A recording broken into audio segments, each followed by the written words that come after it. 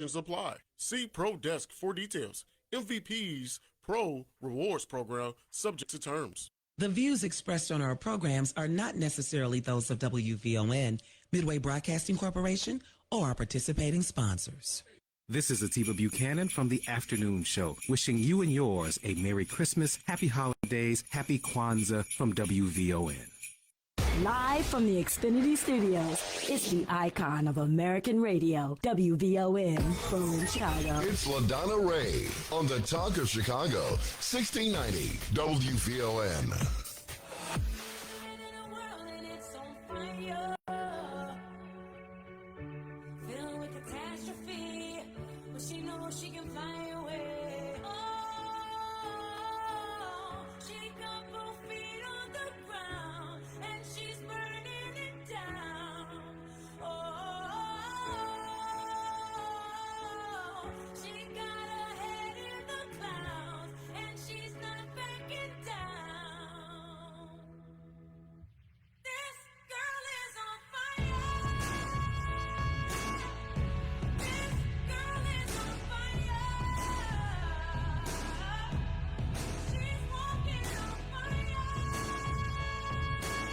Good morning, good morning. It is time. It is that time. It's 9:07 a.m. and you are listening to WVON 1690 on the Midday Madness Show. I'm your host this week, LaDonna Ray, and I'm sitting across from Rufus. We've got a jam-packed show for you. There's going to be some reflection on what happened earlier this week. And we're going to be talking to Isaac Hayes III about his TikTok takeover, possibly, and Kevin Shine as well with ASW. So he's an A&R of Arrow Records, and we're going to have him on the show as well. So do you think Isaac Hayes III has a voice like his dad? What's your anticipation? I'm sure he picked it up along the way. Why not? I don't know. I mean, I've talked to him, but he hasn't sung to me or anything. He did not? No. He doesn't stand accused? I'll ask him.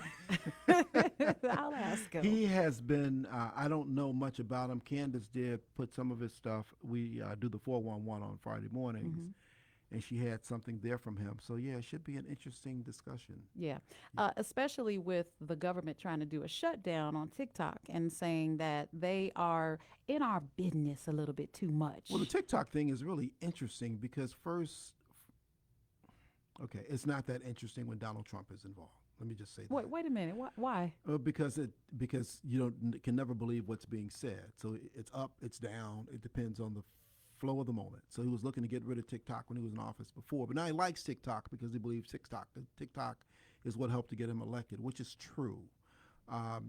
And there's been this discussion over all these years about whether or at least the last year, about the Chinese owning TikTok and them having the ability to access us, give disinformation, misinformation, and know a whole lot more about us than we want them to. But don't you do that when you sign up for any platform whatsoever? I mean, you don't know where your information is going, yet you tell everyone everything. You tell where everyone, you are, what you've eaten, what your favorite color is, where you live, where your kids go to school. You say too much. Yeah, but there's a disclosure on there for all the things that you say, which is about 30 pages long that nobody ever reads, and we just agree to it.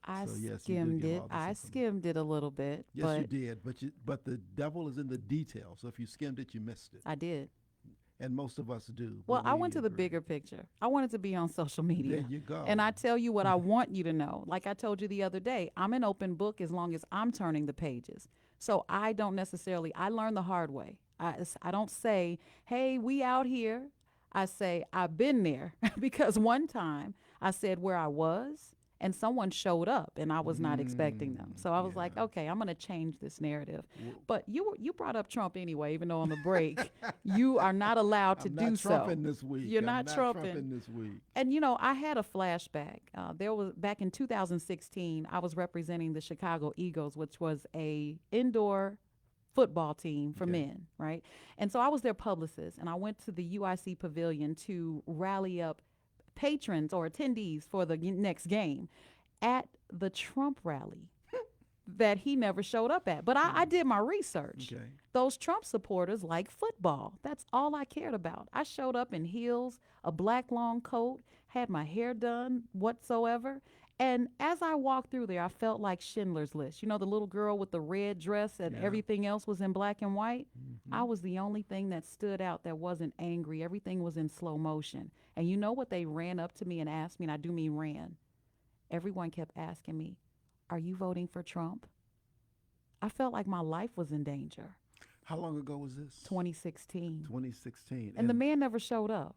How did you answer the question? I told him I don't know yet. That's why I'm here. I want to hear what he has to say. Good answer. Yeah. Because And the so truth I would wa- have been dangerous. The truth would have been the truth. The truth, if it was anything other than yes or maybe. I don't know if yes was comforting, because there were some anti-Trump supporters there. You know what I mean? So if I would have answered them yes, where would I be? Well, you were smart in doing the work you did and going there. This is actually how he won this time. It was really focusing in on men and showing up at the WWE, the UFC, going to the websites where men were listening. Joe Rogan is mostly men, and really focusing in on that. So you're right. If you were going to go and get men to come and pay attention to your new football league, those places that Trump was able to really dig in, he really focused in on keeping the men, adding in some women, adding in a little bit more. And those are the things that made the difference in this campaign. And a lot of our black men voted for him as well. Well, not a lot, but yeah, it was 80% of us voted for Kamala. So yeah, one out of five. Yeah. So what I saw in Chicago and that I could not understand was the hate. I had never seen so much hate. And there was so much divide between the two. Hate for each other. If you weren't there to support the candidate, you were toast. And if you were there to support the candidate, you were toast. But the one thing I saw that was not represented well, and that was the media. The media that was there found a provocating situation and blew it out of proportion by focusing on the reaction. That was not good. I left there feeling dismayed. I saw everything as it unfolded. And what I mean by that is there was a situation where a man yelled out, "Go to work, get a job." And I'm standing there and I said, "You're not at work either, sir." And he almost elbowed me for saying something. And then it unfolded because someone muffed. Those of you that don't know what muff is, you take the back of your hand or whatever the object is in your hand and you act like you're accidentally bumping into someone. So this person muffed another anti-Trump supporter in the face with a sign that he was holding. And that particular person responded with a reaction, and it turned into a brawl. But the news turned the cameras around on the reactor, not the aggressor. That was fake news. There has been, and we'll see what happens in this next 4 years, but certainly it was some of the frustration in this last campaign and in the one in 2016 that there was a lot that really went without being paid for. There was a lot of coverage that was given that wasn't fair. And even when we looked in this most recent campaign, there was really a sense that the vice president would talk about some real substantive things, and Trump would talk about nonsense, eating cats and dogs. I mean, pick it. And it would be given equal sway on the news when one was truly about things that mattered and one was not. But however things worked out and whatever it is, we have what we have. And we still have the Chinese place on 87th Street that was accused of using cats and dogs back in the 80s, okay? No MSG, No MSG, DOG, right. no CAT. Hey, I went just 2 months ago. It was good. Well, I'll leave it right there. Well, just later on today, we're going, or actually, I should say later on in this segment, we're going to be talking to Laura Kelly.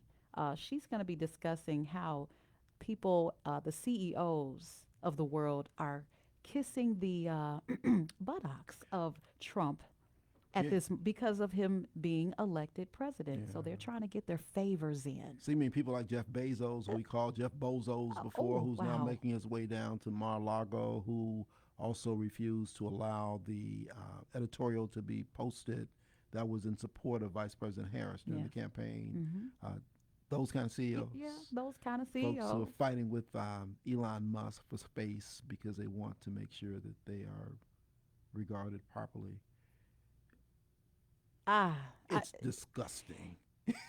But think about it. Like, why would I speak terribly about someone who can move the mark? If he's in office, I'm just putting the cards on the table. If he's in office, he's our president. I don't care if you wear a T-shirt that says, "That's not my president." If you're in this country, that's your president for whatever reason. And you have to hold him accountable. So if he is doing things for ego purposes or whatever his angle is, get your bid in. Well, so that part is important, particularly when you own these media circuits, because how do you hold to account someone who you are kowtowing to? It becomes a very interesting thing, and I appreciate that Jeff Bezos now owns more than one business, but he does still own the Washington Post, and they are and have been a respected place to get information, but Real you news. have to start to wonder, and their byline is "Democracy dies in darkness," but when it's biased, then or is it, or is he away from that, and how do you know? It causes an appropriate amount of questions. From Well, I those of tell us you who what are I there. do know. I know that we'll be back, and we're going to talk more about this shenanigans on WVON 1690. Guys, make sure you call in at 773-591-1690. I'm your host, LaDonna Ray. We'll be back. More from LaDonna Ray coming up on the Talk of Chicago, 1690 WVON.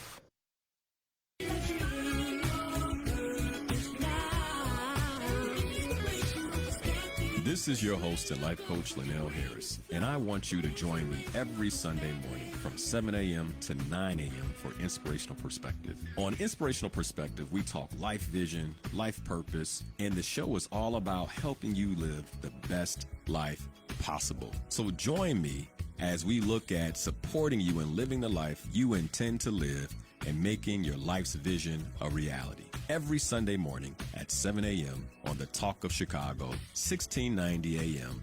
WVON.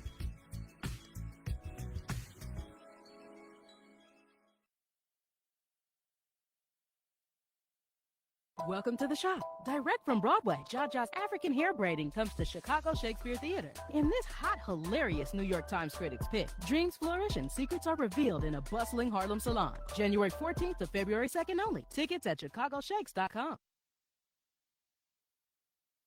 And now back to LaDonna Ray on the Talk of Chicago, 1690 WVON.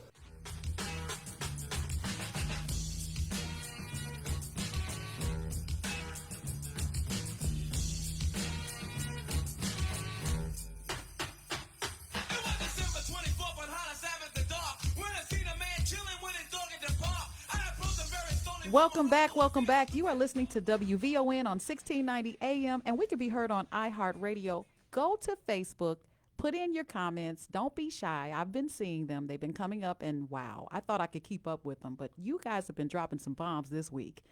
We have some callers. I really want to thank you all for calling in at 773-591-1690. We can't move these conversations without you. This station is for you, for the people. But we were just talking about the unfortunate incidents and those things that transcend into Chinese food. Yeah, it sounds like we're all over the place, right? But if you think about it, we have been a part of history here historically in Chicago, where so many things have happened. And I don't want you to think that history has already been made. We are making history daily. That's so important. Keep our leaders accountable. Don't sit on your hands during this administration or any administration. I'm just sick of seeing us protest, yes, and then we go home and watch YouTube. I heard someone speak to us feeling defeated, people who supported the vice president and Democrats feeling defeated. I don't feel that way. Recognition. You don't feel defeated. I don't feel defeated. Recognition that Trump won was clear day after the election. Disappointed, yes. Frustrated, yes. Angry, yes. Defeated, not at all. These elections happen every 2 years. And there will be so much that will be done. There will be things that will not be done. There will be things that are hoped for and things that won't happen. And folks will do what folks will do, but I will certainly be paying as much attention as I need to. You better. And we'll be pushing against what we should and gearing up for whatever comes next. I love it. Well, let's go to Art. Art has been waiting patiently. How you doing, Art? Good morning on the Midday Show. How are you, young lady, and to Brother Rufus? I will say Happy New Year to both of you all if I don't speak with you again until then. Thank you. I think that we should deal with the and what now. And the and what now, I think that black people, starting with the black man, black woman, black children, and of course God being the head, we need to, and this is a suggestion for WVON, we need to do what we call local news. Every segment that everybody has, one of their talk shows, should deal with local things that inspire and share what's going on in our community. So those terrible things that we are appalled of and the good things, because we don't deal with enough local things in our own community. And it should be today's news in our local community. And speak on these things, and you're correct, the listeners are the true guests. They are the true people who keeps the radio station going. And until we deal with our internal problem, I do not care anything about Donald Trump. Not one, no fault. Even Kamala Harris, she's going to live good, eat good. She's going to continue to be a successful black woman. But at the end of the day, we got to figure out what we're going to do in our inner communities and deal with our youth and all the other issues that we deal with. So we should be dealing with the and what now, and what now, black people. I love it. I love it. Well, WVON listeners, starting right now in today's news locally, Art just called in and dropped the mic. And you are so right. We have to work inward, outward. Thank you so much. Mustafa, good morning. Thanks for calling the Midday Show. Good morning. I just wanted to add, yes, Donald Trump is the president-elect. But every time I see him, my stomach just turns. I live in Cincinnati, Ohio, just 9 miles from Springfield, Ohio, to give you a visual, roughly from 95th and State to State and Lake. That's how close Springfield is. I've been in that community, and I've been looked at with dismay from white people because of the rhetoric, the false rhetoric he put out there that Haitians are eating your pets, cats and dogs, etc. J.D. Vance is another character who invited Penny to their skybox at an Army-Navy football game, who Trump said were suckers and losers. You know, that invite was a slap in the face of all those who've lost loved ones at the hands of vigilantes and bogus police. So this guy, he is really a big turnoff to me, my neighbors, and a whole lot of others. So locally, we are suffering as a result of that.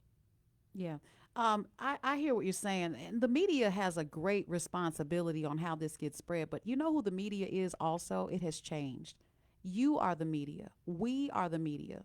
Every individual that has access to a platform is the media. So he may have said that Haitians are doing whatever. And every time we repeat it, we're just putting it back out there. Now, do you truly believe that this is happening? Absolutely not, hopefully.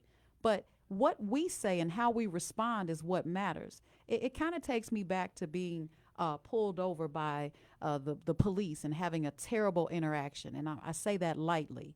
And the way that I felt was that it's not about how he is acting towards me. It's not about how prejudiced or racist he's presenting himself towards me, but it's how I respond. So when Trump says things that are totally ridiculous, how do we handle that? What do we do with that information? Do we make it go viral? Do we keep repeating it? Or do we kill the narrative and change the narrative to be the truth? Let me say this, and thanks to Mustafa and to Art. You know, when you start talking about talking about immigrants and then talking about Haitians and talking about eating cats and dogs, I don't know whether you're Haitian or not when I see you. I know what Haitians look like, and they look like people with melanated skin.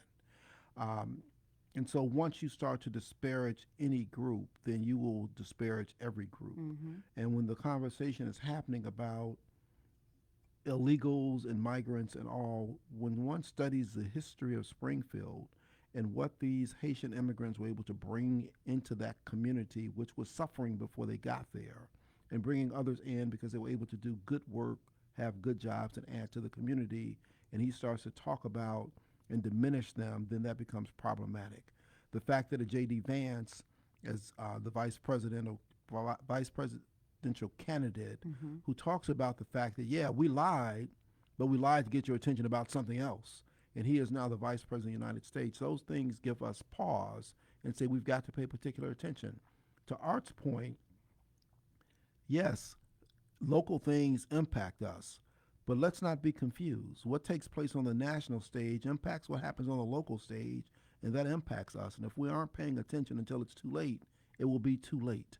So things like what the Supreme Court decides and things like who gets put on the Supreme Court and thoughts about who might resign from the Supreme Court so that the same ideology can continue on for generations, for decades, is important to us locally.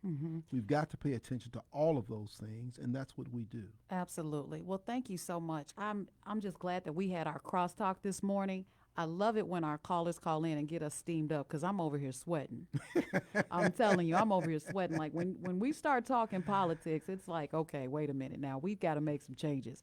But when you look back at how things have historically happened and where we are today, we're not that much further. We got to make some changes. What do you have planned for the rest of the day? Ooh, that's a good question. I don't know what I have planned for the I don't know what I have planned for the rest of the day. You know what no brunch, no we don't do toy that for kind of thing. tots, no organization events that you're going to. Come on, you're Rufus. Today is a different day though. I did go last night. I mentioned this in my show. I went last night to see Manual Cinema's Christmas Carol. And I encourage people, go see Manual Cinema's Christmas Carol. It is playing at the Studebaker Theater, the Fine Arts Theater. And the sister who was on with me last week it's a puppetry rendition of the Christmas Carol. Black folks involved, and it's cinema and puppetry, which is fascinating in all that it does. It's 75 minutes long, and I saw that last night. So this is Wednesday. I'm leaving town this week. So I've got to go get ready for leaving town this week and get ready for leaving town for the holidays. So it's only 1 week till Christmas. So my time will be filled today, but I haven't figured out how it all gets organized because I spent most of the day so far getting ready and doing my show. What's your wife's name? Jay. Jay, come get him. Well, thank you so much, Rufus. I appreciate you. Your show is fantastic, and I love that we had these crosstalks this week, and it's been phenomenal. A chance to get to know you. Well, thank you, Lady in Green. Whoever you are. What do you mean? You know what? You're not going to do that to me. We were talking about how I have several names, and I'm not ashamed of it. So I have my maiden name, I have my married name, but I'm divorced, and then I have my name when I'm on the radio, on the stage, wherever. Not on I've never thought about all three being some type of different personality. But enough about me and my three personalities. Don't you dare call me Sybil. Don't you dare. I see it coming. You saw my I mouth. did. I said, no, we're not doing Sybil. LaDonna, it's been great talking to you. Absolutely. Enjoy the rest of your show. Thank you. Enjoy Matt, our favorite producer. Our favorite producer. I heard that. You heard that. I was like, I better get in line. For Matt, absolutely, because he's a favorite. Hi, Matt. Hi.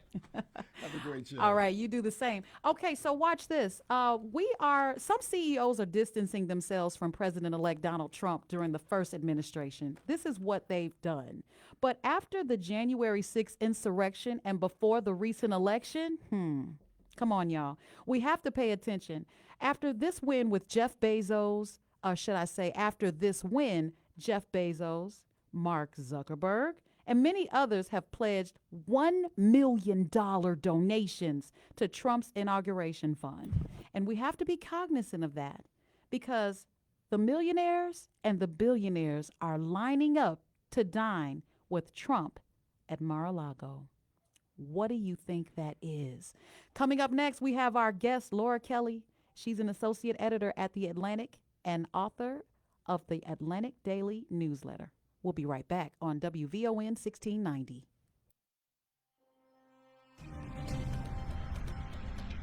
I'm Candace McCollum, and here's what's happening in your local and national news. Advocate Healthcare is investing $1 billion to expand healthcare and wellness services on the South Side. Advocate Healthcare President Dia Nichols received a standing ovation while announcing the investment. This investment represents one of the largest healthcare investments in the nation in an underserved community, and it's happening right here in the South Side of Chicago. The plan includes building a new $300 million state-of-the-art hospital at the former U.S. Steel site. $500 million will also be devoted to expanding outpatient care. In other news, demolition is now underway on the near South Side building that once housed the E2 Nightclub, where 21 people died in a stampede in 2003. Crews began tearing down the two-story building at 2347 South Michigan Avenue yesterday. The property has been vacant since the tragedy. City officials issued an emergency order last month to demolish the building after inspections found that the building was unsafe. And a Georgia district attorney caught in the fallout of the Ahmaud Arbery killing is now heading to trial. Former Glenn County DA Jackie Johnson was one of the people called by one of Arbery's killers right after the unarmed black man was gunned down while jogging in a Brunswick neighborhood in 2020. Jackie, this is Greg. Can you call me as soon as you possibly can? My son and I have been involved in a shooting, and I need some advice right away. Johnson is facing charges of obstruction and violation of oath of office. She is accused of standing in the way of the investigation. Jury selection begins on January 21st. I'm Candace McCollum, and that's what's happening in your news now on the Talk of Chicago 1690 WVON. Back by popular demand, join the chorus of Chicagoans for a night of world-class musicians performing the best twist on Handel's classic Messiah with a resonating chamber orchestra, an exuberant jazz combo, a powerhouse choir, and 3 gifted soloists. 2 performances only on January 11th and 12th. You won't experience this jubilee anywhere else. Info and tickets at auditoriumtheater.org. Hey Alexa, play WVON 1690 AM. Getting WVON 1690 AM station from iHeartRadio. Try it out for yourself. America is listening to WVON.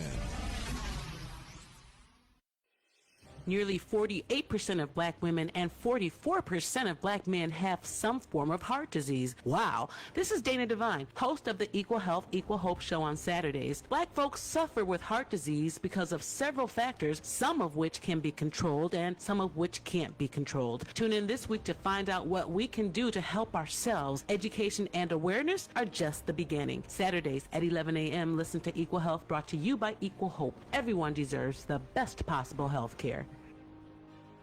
This report is brought to you by Blindster.com. Do you want to save on new blinds? Blindster.com offers custom-made blinds, shades, and shutters at prices less than big box retailers. Order 10 free samples of any product, and they'll ship them to you for free. And right now, save 50% off any order during their Labor Day sale. Blindster.com. And now back to LaDonna Ray on the Talk of Chicago, 1690 WVON.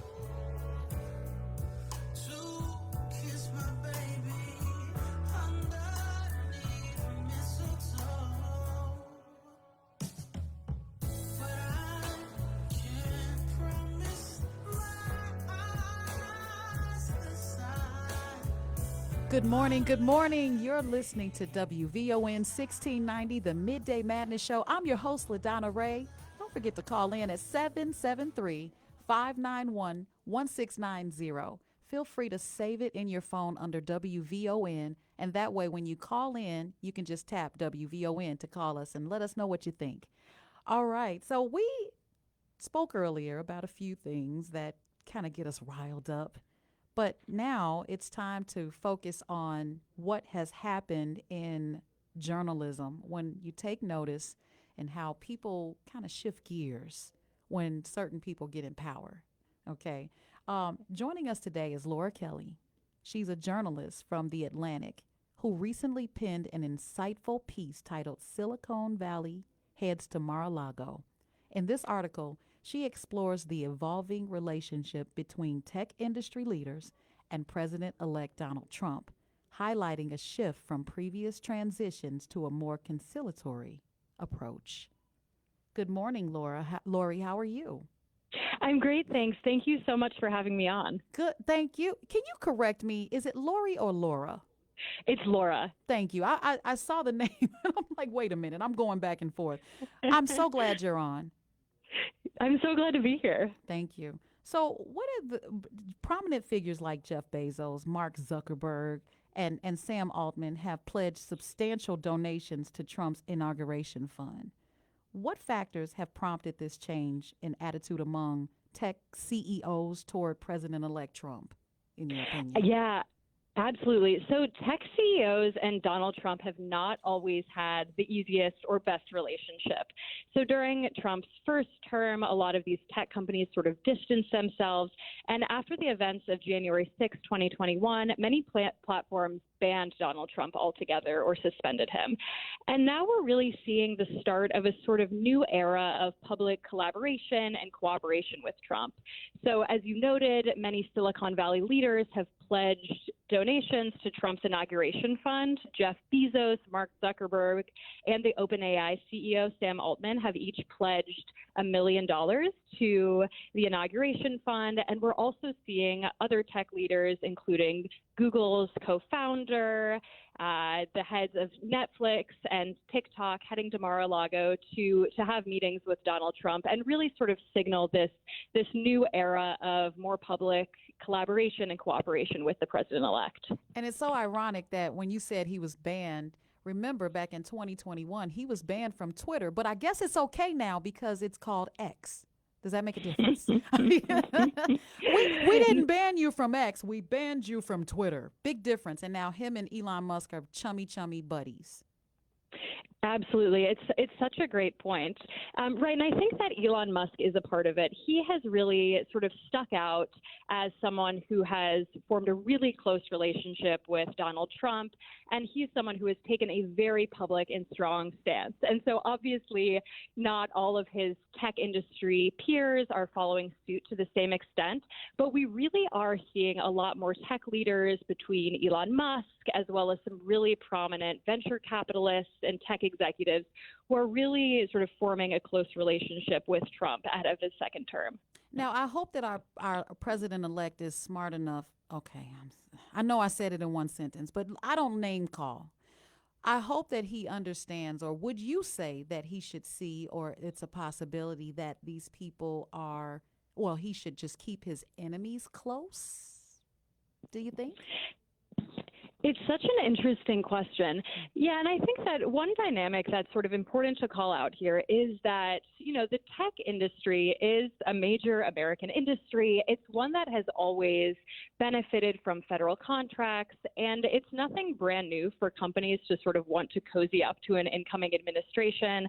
I should note that ahead of past presidents' inaugurations, various companies have donated various amount of monies. That includes tech companies. And so I think that while it's nothing brand new for tech companies and big American businesses to want to sort of signal goodwill and cooperation ahead of a new president's term, this sort of dynamic of companies being so public about their support is something that's a bit new, particularly for the tech industry.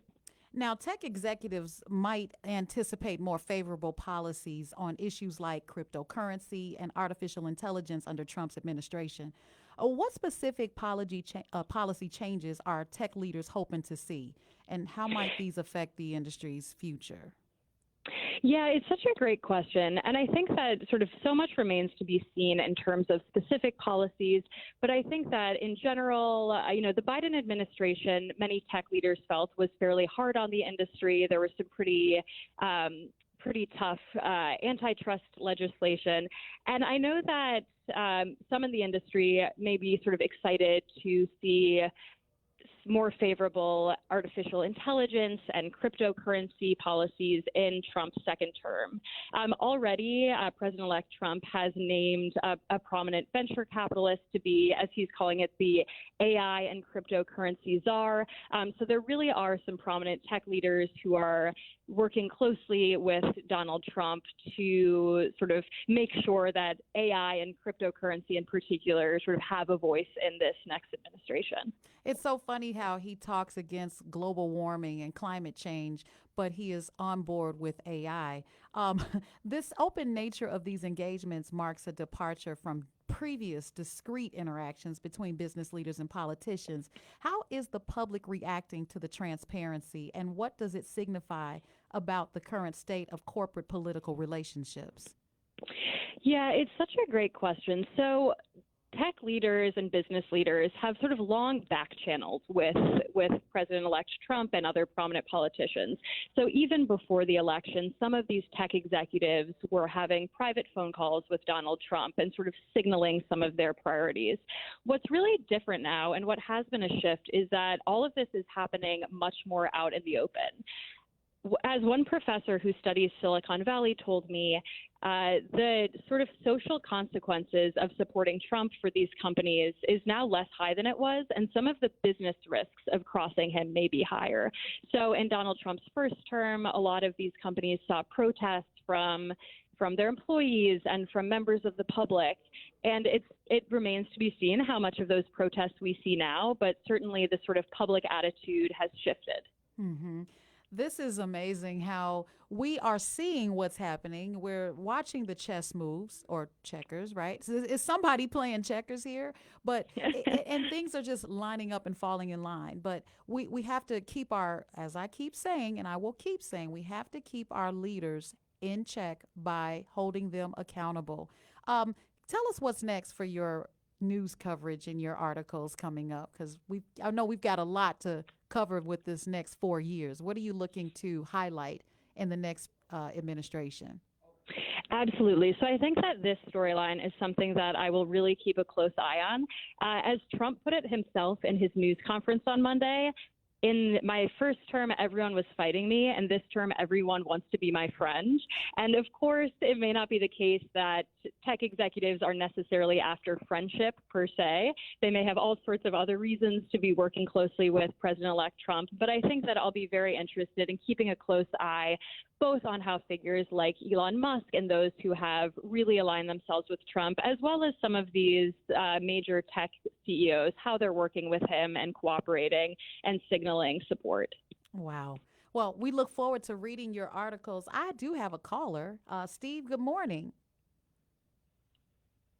Yes, I wanted to make a couple of points, and I would agree with you that that this is certainly worth covering. And I would contend that you have not one sort of company or CEO when we talk about this issue. There are the Elon Musk, and they share Donald Trump's worldview.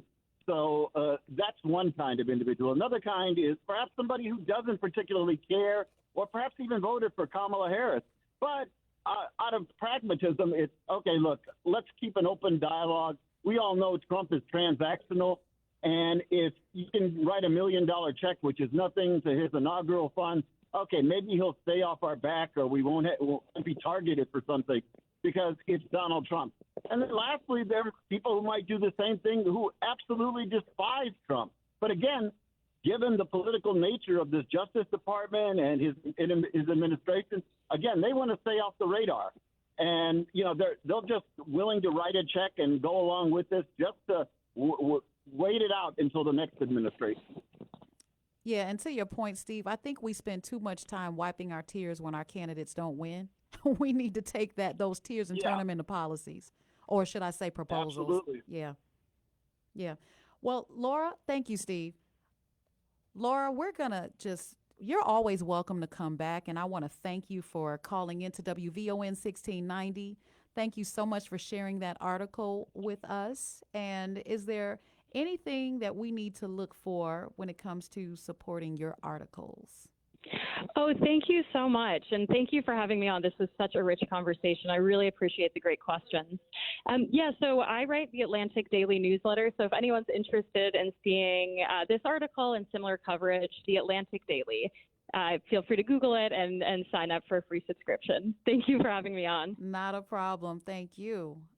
All right, guys, you heard it most, or I should say you heard it best from Laura Kelly. And she's talking about in her article, and I'll probably put it in our show notes on Facebook. If you go to our Facebook and look for WVON, I'll put the link to the article so that you can see it on our next break. But what happens in this article is she kind of dismantles how those that were totally against Trump are now chummying up and almost basically having dinner with him to get on his good side. And I can only imagine that Trump is either looking at this. I can't speak for the man because I've never met him a day in my life. Remember, he did not show up to the rally I went to. But is he thinking, maybe I should keep my enemies close? Or is he thinking, now they're my friends? Because we've watched him jump ship before. Donald Trump used to be a Democrat. And if you look into all of the rap songs and all the black influential people in the music industry, they used to celebrate Trump. And now, since he's been elected the first term, it has turned a 360 fold. So, is he rocking with those that are rocking with him? Yeah. Well, you know what time it is. We're going to take a break, and you're listening to WVON 1690. And I'm LaDonna Ray, your host this week. We'll be back. More from LaDonna Ray coming up on the Talk of Chicago, 1690 WVON. In a galaxy far, far away, but not too far, a new era of talk radio will be born. WVON unveils a new host in January 2025. May the force be with you.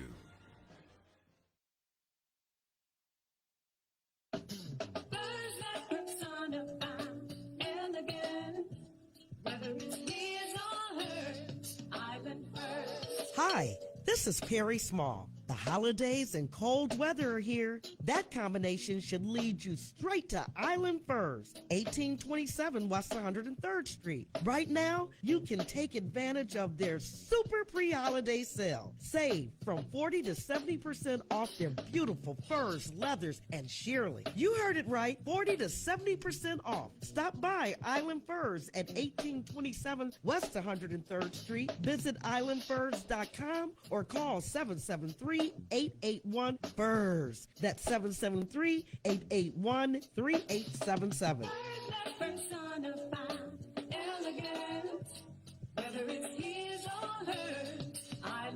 Mention me, Harry Small, and receive a special discount. We understand the cold winter months can be challenging for some, so People's Gas offers Share the Warmth, a program that helps qualified customers with their natural gas bills up to $200. Learn more and see if you qualify at peoplesgasdelivery.com. Want to play a game with me and Dad? Mommy's not feeling good. You need to vaporize that cold. Vaporize? Yeah, with Dayquil VapoCool. It's Dayquil plus a rush of Vicks vapors. Whoa. Come on, honey. Let's let Mommy rest. You guys are amazing. And so is Dayquil VapoCool. Dayquil VapoCool, the vaporizing daytime coughing, aching, fever, power through your day medicine. And to vaporize sore throat pain, try Vicks VapoCool drops. Use as directed. Keep out of reach of children.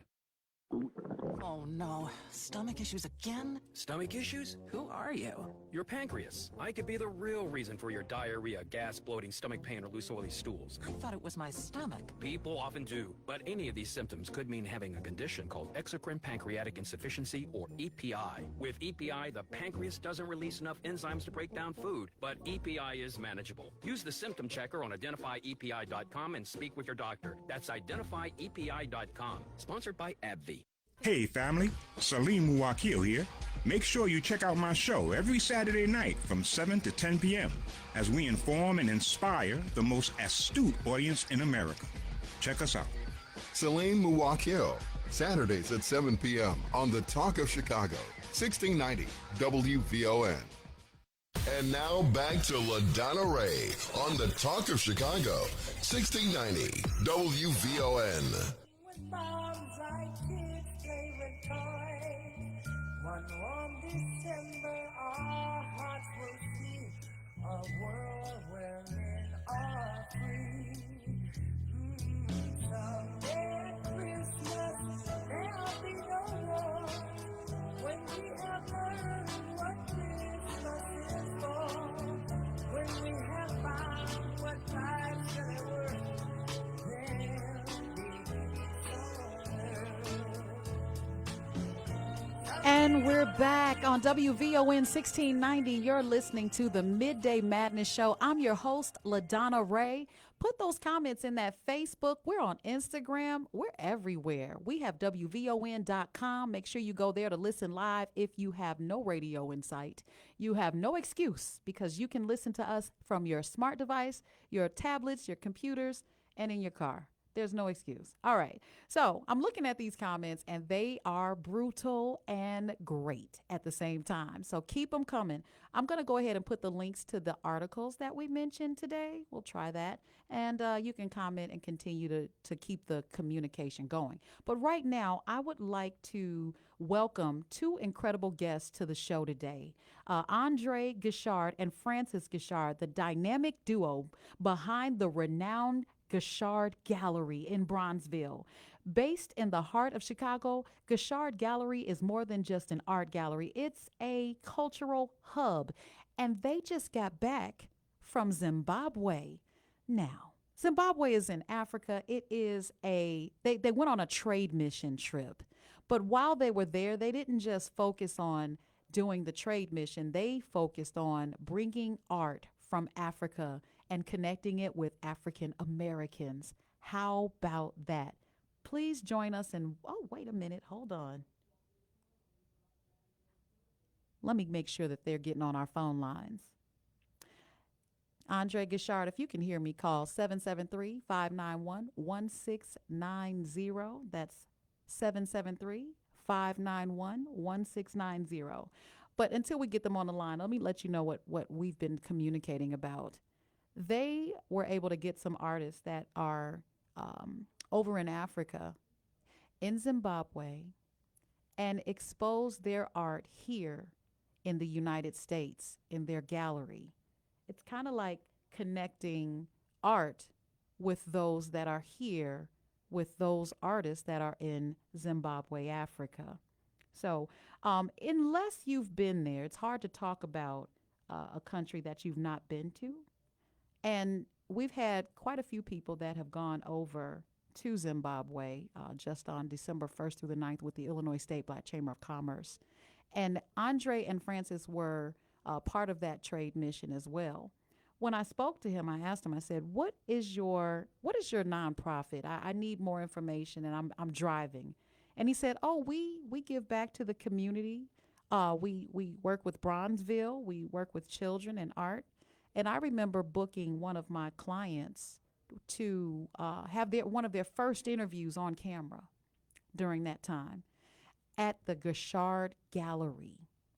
They were able to fit her in. They treated her like royalty. Tyronda Jones was then undiscovered on Empire. She had just started out as the sidekick I say sidekick, but as Cookie's assistant, and having her at the gallery with Summer on Channel 26 was an amazing adventure that we had at the gallery. But before we get them on, we're still waiting on them to call in. I just want to make sure that you guys know where to find us. Make sure you follow us on Facebook. Make sure you call in on every show so that you can get your voices heard. And make sure you comment on Facebook as well. All right. So Christmas is coming up. There's 7 days, Matt? I don't know, 7, 8 days until Christmas. And I'm hearing about these toy drives. What are you getting for children during these toy drives? Because I've seen the toys, and these kids they've got their necks bent on their personal devices at age, 4, 5 already. So what do you get them at that young age when you do Toys for Tots? Do you get a bunch of tablets? I'm not sure. But with that being said, Toys for Tots are going on, and make sure you donate because you want to do your part. But what are these kids asking for this Christmas holiday or this holiday season? So what I'm doing is I'm calling Andre right now on my cell phone. Andre, I gave you the number. I text you. I don't see you on the board, ladies and gentlemen. We're waiting on Andre to give us a call. He said he's calling right now. So you see, we're trying to keep it going, but my guest, I guess he forgot to dial that number. He's coming in just a second. Matt, look for him, okay? We're gonna definitely get him on because we want you to hear the good news that has happened. But these Toys for Tots, I don't know how to participate because I've been at a loss. I'm on Amazon and I tell Amazon to pick it for me. Yeah. But sometimes you have kids out there that don't receive anything. And if you are able to financially gather up those toys that are new, age appropriate, and educational, please participate. And with that being said, I want to bring on our next guest. Ladies and gentlemen, please welcome Andre Gishard. Good morning. How are you? And I'm actually here with my better half, Francis Gishard. Yes, good morning, Francis. Good morning. How are you? Doing well this morning. What were you going to say, Andre? I'm sorry. You know you're special because we literally just got off of a 17-hour flight, and we're jumping right on this call with you because we're excited to support you in the work you're doing. Thank you so much. The Gishards are just amazingly beautiful. I love this couple. Tell us about how your trade mission went with the arts that you have brought back to the United States, because we really need to hear how we can have international art and cross promote on those platforms. Thank you so much. We are so excited that this culmination with the Illinois Business Chamber of Commerce's mission to Zimbabwe was in alignment with a program that we have been doing for the last 12 years in Bronzeville, where we call it and I'll let Francis elaborate because we're both excited about it. Call it our bridge. Bridge program. Yes, our bridge program. And the bridge program allows us to connect with the motherland. And we've now been to the continent 13 times, and we've actually collaborated with 12 different countries: South Africa, Senegal, Ethiopia, Seychelles, Egypt. Zanzibar, Tanzania, Lagos, Nigeria. You were on tour for real. You were literally, Zimbabwe. Yeah. But this trip to Zimbabwe was special because Zimbabwe has a style of art around a community called the Shona tribe. Mm-hmm. And Shona sculptures are sculptures that are made with stones that you can only find in Zimbabwe. So these sculptures, life-size, larger than life-size, depict love, family, and we're bringing back over 150 sculptures to share with our community and continuing the connection between African Americans and the continent. And it was an amazing trip, and not only from a cultural standpoint, but also a reminder of how Africa is another choice instead of Europe or the Caribbean when it comes to beauty, when it comes to luxury, when it comes to living your best life, because the dollar is so strong. So there's a lot we want to share. Wow. And they can share it at Gallery Gishard. They can check us out here at the gallery or come to the events. We'll be talking about it all year long because next year we celebrate our 20th year anniversary. See, I was just about to ask you, tell everyone as we wrap, tell everyone where to come to see these beautiful art pieces. But you just gave it to them, Francis. Thank you so much. I got to stop by there. Yes, you do. And you can check out our website, too, at www.gallerygishard.com. All right. And because it's so exciting, on our social media page, which we'll also share on your WVON page, we actually have been posting the 150 plus works that are coming, and already 2 pieces have been reserved because they're just so unique and amazing, and everyone is an original. There are no editions, there are no copies. No copies. Each one is a unique, original work of art and sculpture created by living Zimbabwe sculptors. This so is it's a beautiful. Really exciting time. This is exciting. Thank you so much to the Guichards. Make sure you go out and check out that artwork at Gallery Guichard in Bronzeville. Look it up. Go to the website. And now we're going to get ready for our next guest. Thank you, guys. Chicago residents are still faced with ridiculous conditions in public housing buildings. Don't act like you didn't know. The CHA cites progress on fixing up vacant homes, but residents make nearly 116,000 requests for help with rodents, security concerns, and other problems. Well, we're going to take a break, and you'll hear more about this as we unpack with Rachel Hinton, a reporter that's going to tell us all about it. On WVON. I'm Candace McCollum, and here are your news headlines. Illinois minimum wage going up on January 1st. White Sox ballpark gets a new name. And Vice President Harris tells young voters not to give up. We will have details on these stories and much more headed your way. National news from the Black Information Network is up next on The Voice of a Nation and The Talk of Chicago. WVON 1690 AM, Berwyn, Chicago.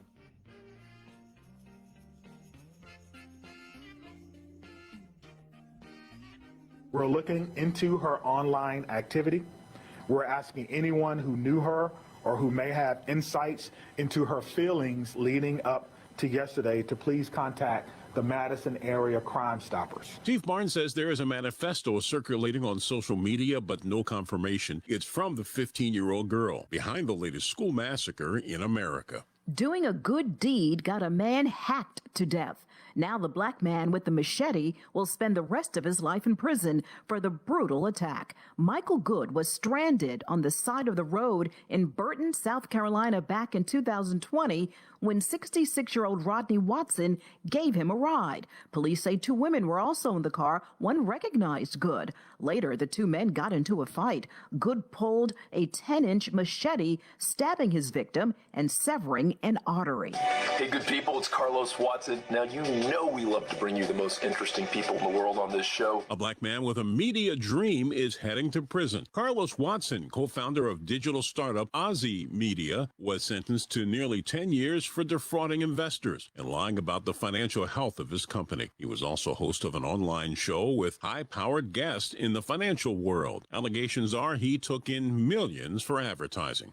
A black man whose fortunes are at the pinnacle of success is David Stewart. In fact, Forbes lists Stewart as the wealthiest African-American in the country. The 73-year-old IT entrepreneur is estimated to be worth $11.4 billion. He and his black wife have been married nearly 50 years. He attributes his success to his faith in God, despite his humble beginnings growing up in a segregated America. Segregated community, segregated schools, segregated everything. I mean, even the movie theaters we couldn't go through. We had to sit in the balcony of the movie theater. When you're minimized and marginalized in that kind of way, there's only one source you can turn to. I'm Vanessa Tyler with Mike Stevens on your home for 24/7 News, the Black Information Network. It's Wednesday. Happy Hump Day! Uh-oh. Guess what day it is? Guess what day it is? Huh? Anybody? Oh, come on. I know you can hear me. It's Hump Day! Woohoo! Do the Humpty Hump. Come on, do the Humpty Hump. WVON. ComEd is preparing the electric grid and providing incentives to make it possible for more households and businesses to make the switch to electric products, like induction cooktops, clothes dryers, heating and cooling systems, and even electric forklifts.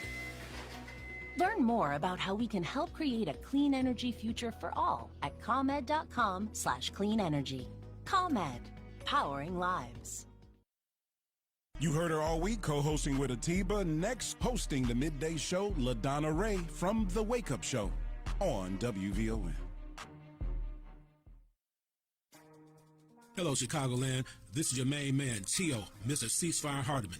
I'm inviting all of my friends, associates, and colleagues to tune in to WVON, the Talk of Chicago, 1690 AM for the Tio, Mr. Ceasefire Hardiman Show. This show will cover all the hottest topics, including politics, reducing gun violence, and so much more, right here every Sunday morning from 6 a.m. to 7 a.m. on the Talk of Chicago, 1690 AM, WVON. Thank you. This report is brought to you by Lowe's. Lowe's knows it's easy to make right calls when you have the right team. Download the Lowe's app to get their home improvement playbook in your hands so you can get their team's expertise anytime. Download the Lowe's app today because Lowe's knows home improvement.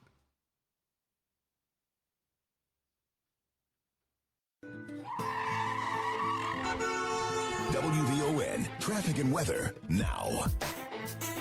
Chicago, good Wednesday morning. It is December 18th. Right now on the Edens, the Lake Cook to Montrose, a 19-minute ride. An hour and 5 if you're on the Kennedy, O'Hare to downtown.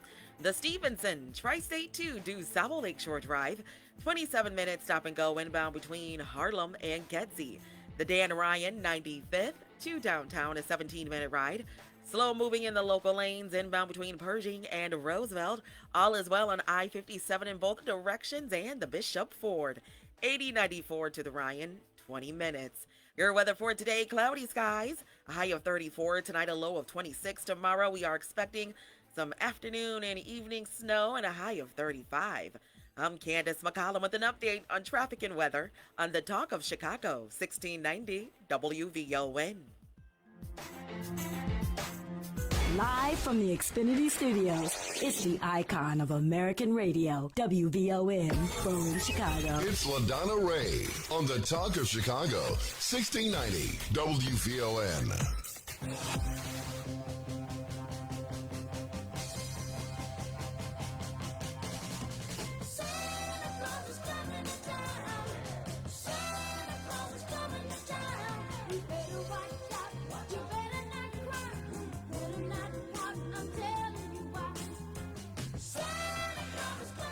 I'm trying to serenade Matt, our favorite producer. And he said, wait, are you ready? Are you going to sing the whole time? No, I'm not. Okay. You're listening to WVON 1690, the Midday Madness Show with LaDonna Ray. We have our next guest that's coming up, Rachel Hinton, an accomplished journalist with Block Club Chicago. Now, I've put the phone number up on our Facebook Live so that you can write it down, save it in your phone, and I'm going to give it to you again if you want to call in. It's 773-591-1690. But Rachel Hinton with Block Club Chicago recently published a thought-provoking piece titled A New Day at CHA. Residents still face ridiculous conditions in public housing buildings, they say. Nice rhyme with LaDonna Ray. I'm just kidding. But watch this. I've put the link to the article into the chat, so if you want to take a look at it on your own, you can. But I want to welcome Rachel Hinton. Rachel, are you ready to talk about this and unpack it? I am, yeah. Thank you so much for having me. Oh, not a problem. Good morning. So I am, after reading that article, it's unfortunate that so many homes would be left vacant, unattended to, subpar at most, uninhabitable. Can you just unpack what why CHA highlights their claimed progress? How is it possible that they can do that, yet residents report ongoing issues with unsafe and substandard living conditions? Yeah, so last year Block Club and Illinois Answers Project did a story looking at scattered sites, which is one part of CHA's housing portfolio. We found that there were about, at that time, 500 vacant, long vacant units, apartments, homes, single-family homes, in the mix. And this year, or rather since that story, they've said we're going to work to fix that. We hear resident concerns. We know that we have a lot of vacant units, buildings, et cetera. We are working to fix this. And the progress they cite, or I think the reason why they can cite some progress or why they feel like they can, is that, hey, look, we've put some units back online. We've completed some single family homes. Like, all of these things take time. Like, it's not like we can snap our fingers and suddenly it's done, but we are still committed is basically the response I got. And I think that they point to even the handful of units that have been repaired and homes that have been put back online, that are now currently, filled, occupied. I think to them, like, a win is a win, basically. Yeah. It's unfortunate that if someone or a corporation or organization feels like they've done just a little bit, just a bare minimum to get by, that they can ultimately say that we're handling it and it's not really being handled. There's poor housing conditions that deeply affect mental and physical health, education, and overall well-being. What impact are those conditions having on residents, particularly families and seniors that are in vulnerable populations? Yeah, I mean, they live in buildings where they're dealing with rodents, they're dealing with bed bugs, they're dealing with mold. All of those things negatively affect your physical health. I mean, if a rodent, let's say a mice, a mouse bites you, or in the case of the woman in the story, one ran out of her stove. I mean, their droppings are, disgusting. They're Toxic, unsanitary. Toxic. The mold, messes with your breathing, your ability to, like, even just live in your home. And if you're a senior, if you're living in a senior building, often, seniors have a hard time with mobility, and often they're not able to just be able to leave their apartment. So it creates a situation where some people feel kind of trapped in their homes or trapped in their neighborhoods because there's really nowhere else they can go. And they're living in conditions that are, obviously deteriorating, that are really bad, that are deplorable, a safety hazard. But because there's nowhere else for them to go, or because, CHA is dragging its feet in some ways in taking care of these units and responding to them, or I should also say their property managers, that just creates a cycle of, hey, I'm alerting you to this issue, this problem I'm having that's really affecting my quality of life, and then they wait, and then no one responds, or if they do respond, it's slow, and then it just continues to happen over and over again.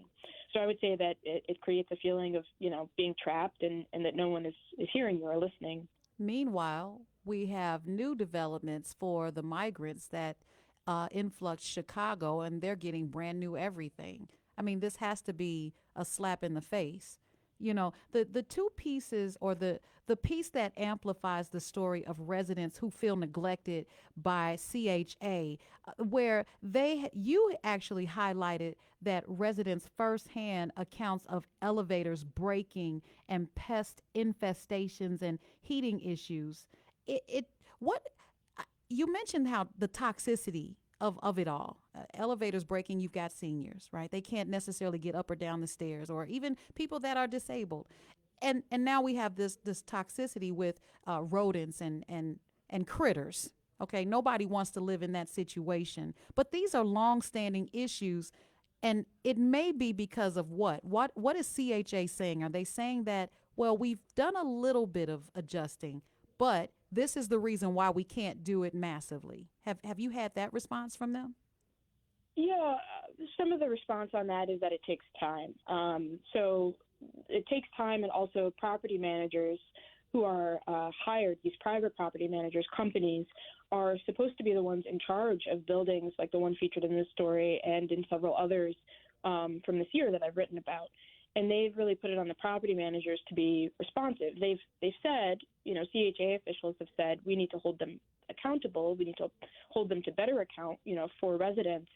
But it's still on the property managers to do their job and to be responsive and to take care of these toxic issues, or issues, generally that come up in these buildings, like gates that need to be repaired and whatnot. The other stuff, it takes time. It takes time to right size, an agency. It takes time to deal with historic challenges, is something I've heard multiple times from people within the agency. So I would say that they are asking for time and patience and also a little bit of, finger pointing there with the property managers. At the end of the day, the property managers are hired by CHA.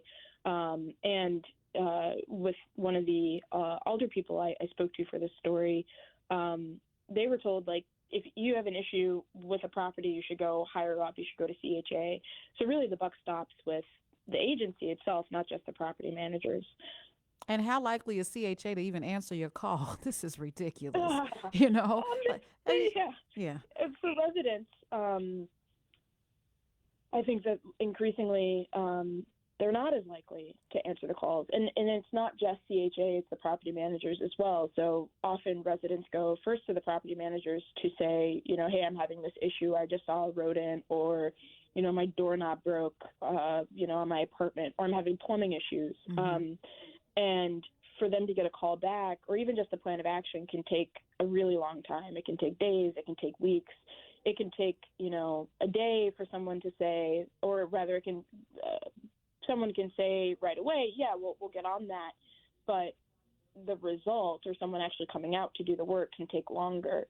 I have heard from people that once an issue gets elevated to CHA, to the emergency number that people can call, oftentimes the work is done more quickly, but it still takes time. It still takes time. For people who are calling their property manager, they believe that the property manager should be the one doing the job. And so they don't maybe immediately go to that emergency services number. Wow. And, it's funny how you said it takes time. This has been going on forever. It's not like it just started and it takes time from this point forward. But what needs to happen next to ensure real improvements are made for CHA residents? Are there any concrete reforms or initiatives on the horizon that you know of? Yeah, that's a really good question. I think this year CHA brought on 2 new property managers, in part because one of its longtime property managers decided to leave.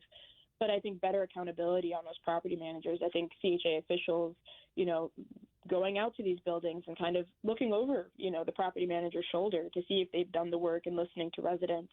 I think that would be important. But other than that, I don't know of anything off the top of my head that in terms of reforms that have been implemented right now.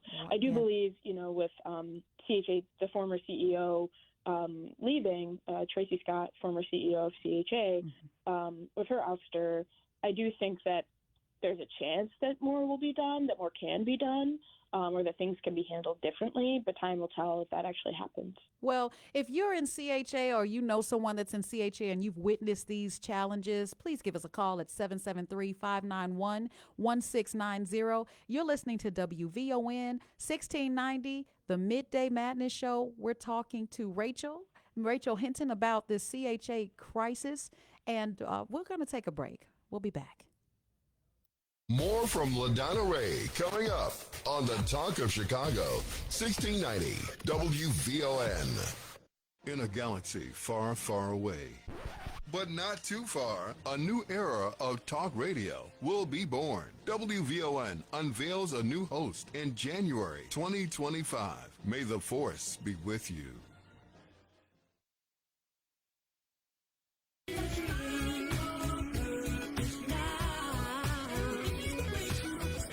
This is your host and life coach, Linnell Harris, and I want you to join me every Sunday morning from 7 a.m. to 9 a.m. for Inspirational Perspective. On Inspirational Perspective, we talk life vision, life purpose, and the show is all about helping you live the best life possible. So join me as we look at supporting you in living the life you intend to live and making your life's vision a reality. Every Sunday morning at 7 a.m. on the Talk of Chicago, 1690 a.m.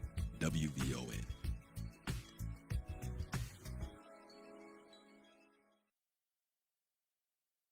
Want to play a game with me and Dad? Mommy's not feeling good. You need to vaporize that cold. Vaporize? Yeah, with Dayquil VapoCool. It's Dayquil plus a rush of Vicks vapors. Whoa. Come on, honey. Let's let Mommy rest. You guys are amazing. And so is Dayquil VapoCool. Dayquil VapoCool, the vaporizing daytime coughing, aching, fever, power through your day medicine. And to vaporize sore throat pain, try Vicks VapoCool drops. Use as directed. Keep out of reach of children. Oh no, stomach issues again? Stomach issues? Who are you? Your pancreas. I could be the real reason for your diarrhea, gas, bloating, stomach pain, or loose oily stools. I thought it was my stomach. People often do, but any of these symptoms could mean having a condition called exocrine pancreatic insufficiency, or EPI. With EPI, the pancreas doesn't release enough enzymes to break down food, but EPI is manageable. Use the symptom checker on identifyepi.com and speak with your doctor. That's identifyepi.com. Sponsored by AbbVie. And now back to LaDonna Ray on the Talk of Chicago, 1690 WVON. Jack Frost nipping at your nose. Yuletide carols being sung by choir and folks dressed up like Eskimos.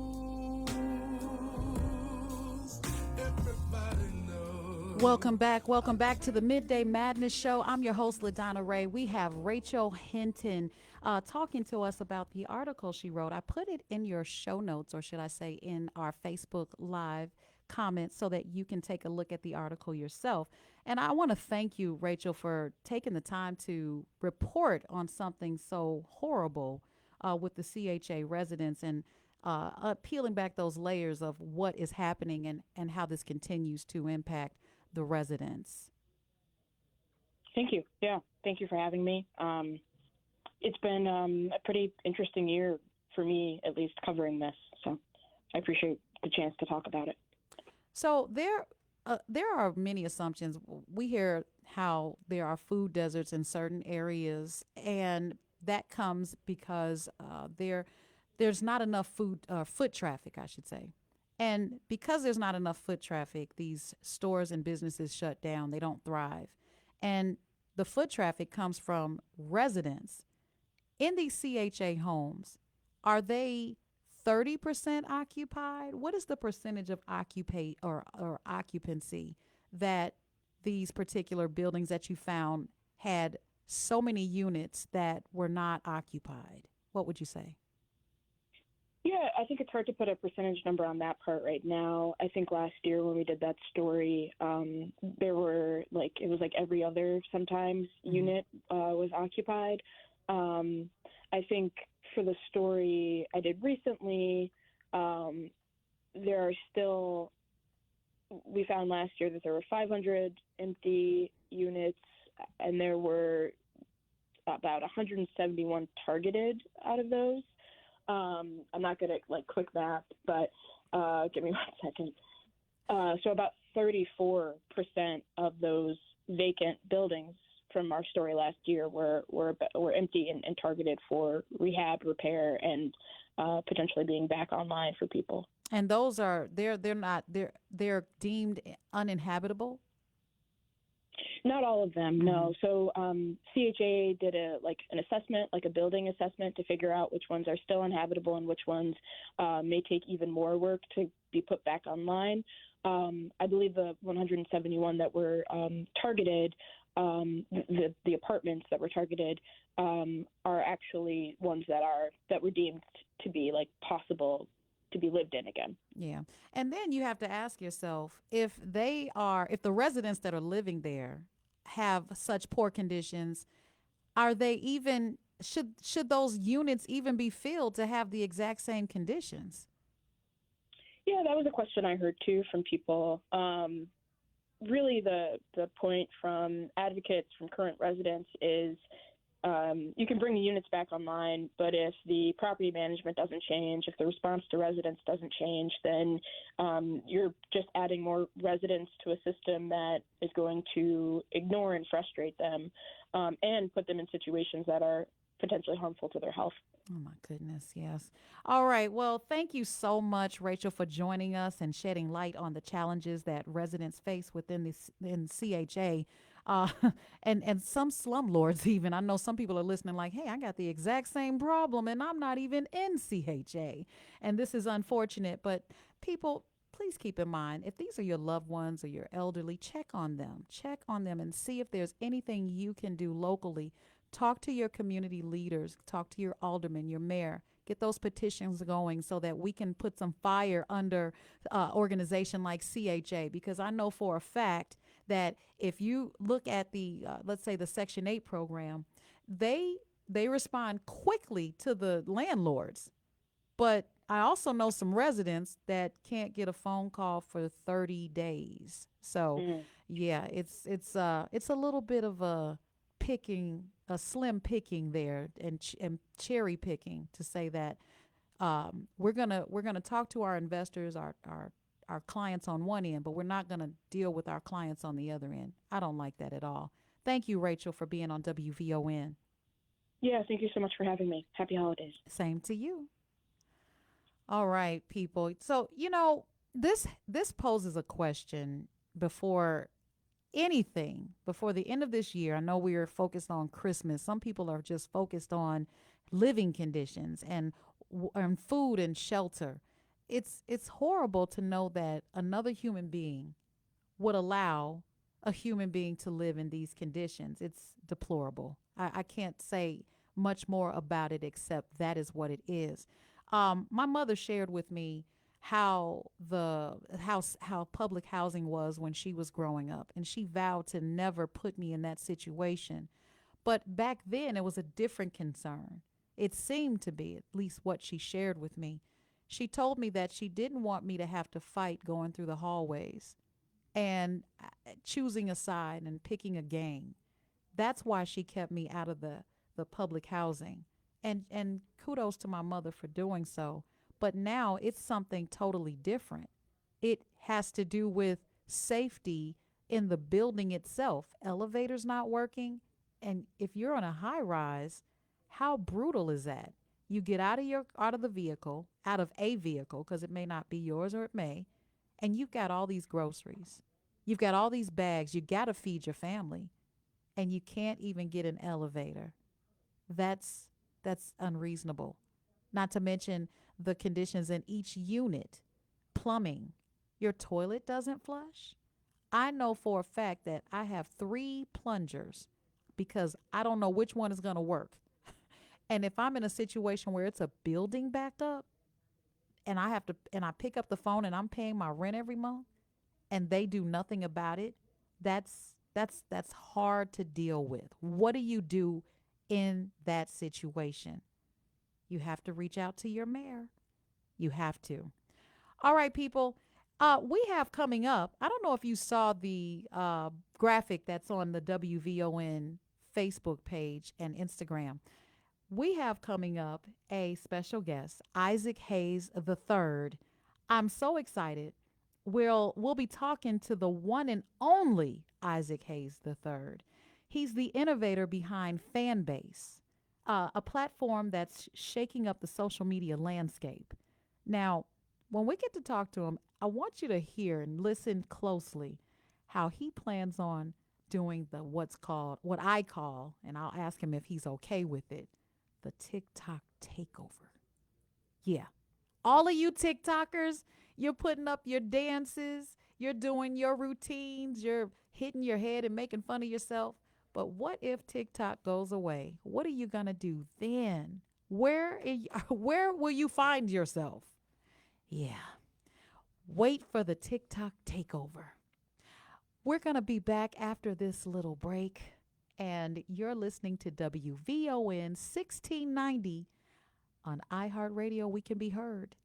And don't forget, lock that number in, 773-591-1690, and comment on our Facebook Live. We'll be back.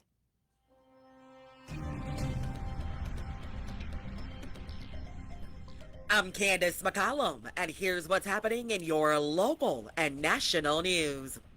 South Suburban Thornton Township Supervisor Tiffany Hinyard says the township could face a shutdown as early as today. More from Perry Williams.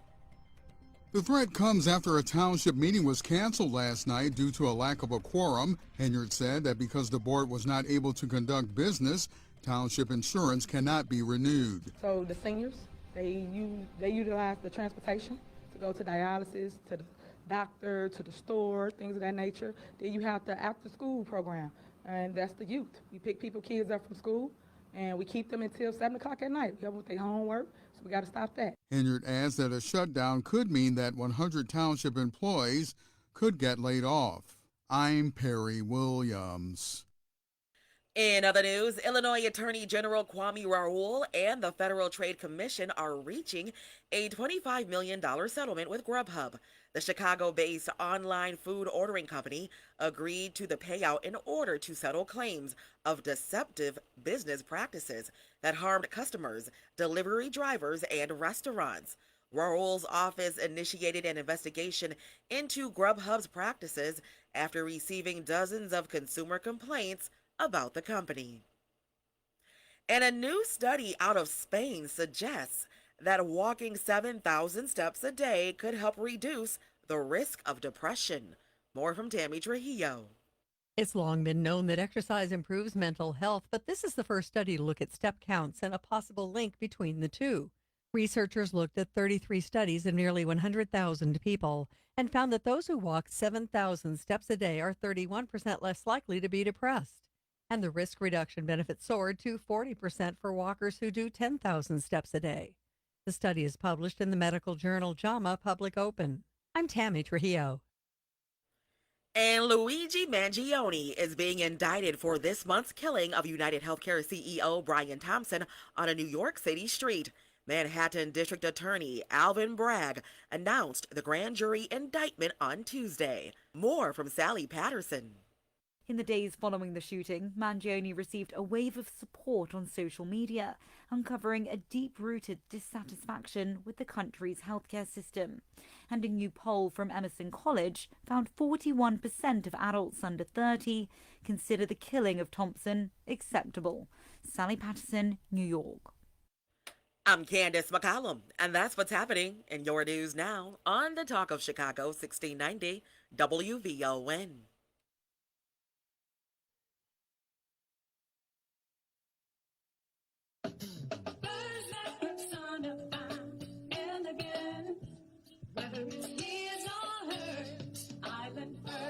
Hi, this is Perry Small. The holidays and cold weather are here. That combination should lead you straight to Island Furs, 1827 West 103rd Street. Right now, you can take advantage of their super pre-holiday sale. Save from 40 to 70% off their beautiful furs, leathers, and shearling. You heard it right, 40 to 70% off. Stop by Island Furs at 1827 West 103rd Street. Visit islandfurs.com or call 773-881-FURS. That's 773-881-3877.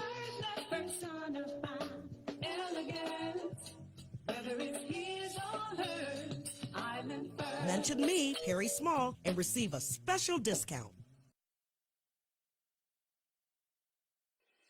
Nearly 48% of black women and 44% of black men have some form of heart disease. Wow. This is Dana Devine, host of the Equal Health, Equal Hope show on Saturdays. Black folks suffer with heart disease because of several factors, some of which can be controlled and some of which can't be controlled. Tune in this week to find out what we can do to help ourselves. Education and awareness are just the beginning. Saturdays at 11 a.m. Listen to Equal Health, brought to you by Equal Hope. Everyone deserves the best possible health care.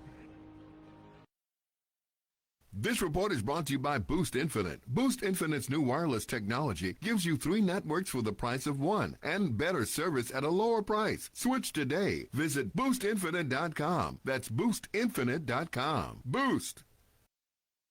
And now back to LaDonna Ray on the Talk of Chicago, 1690 WVON.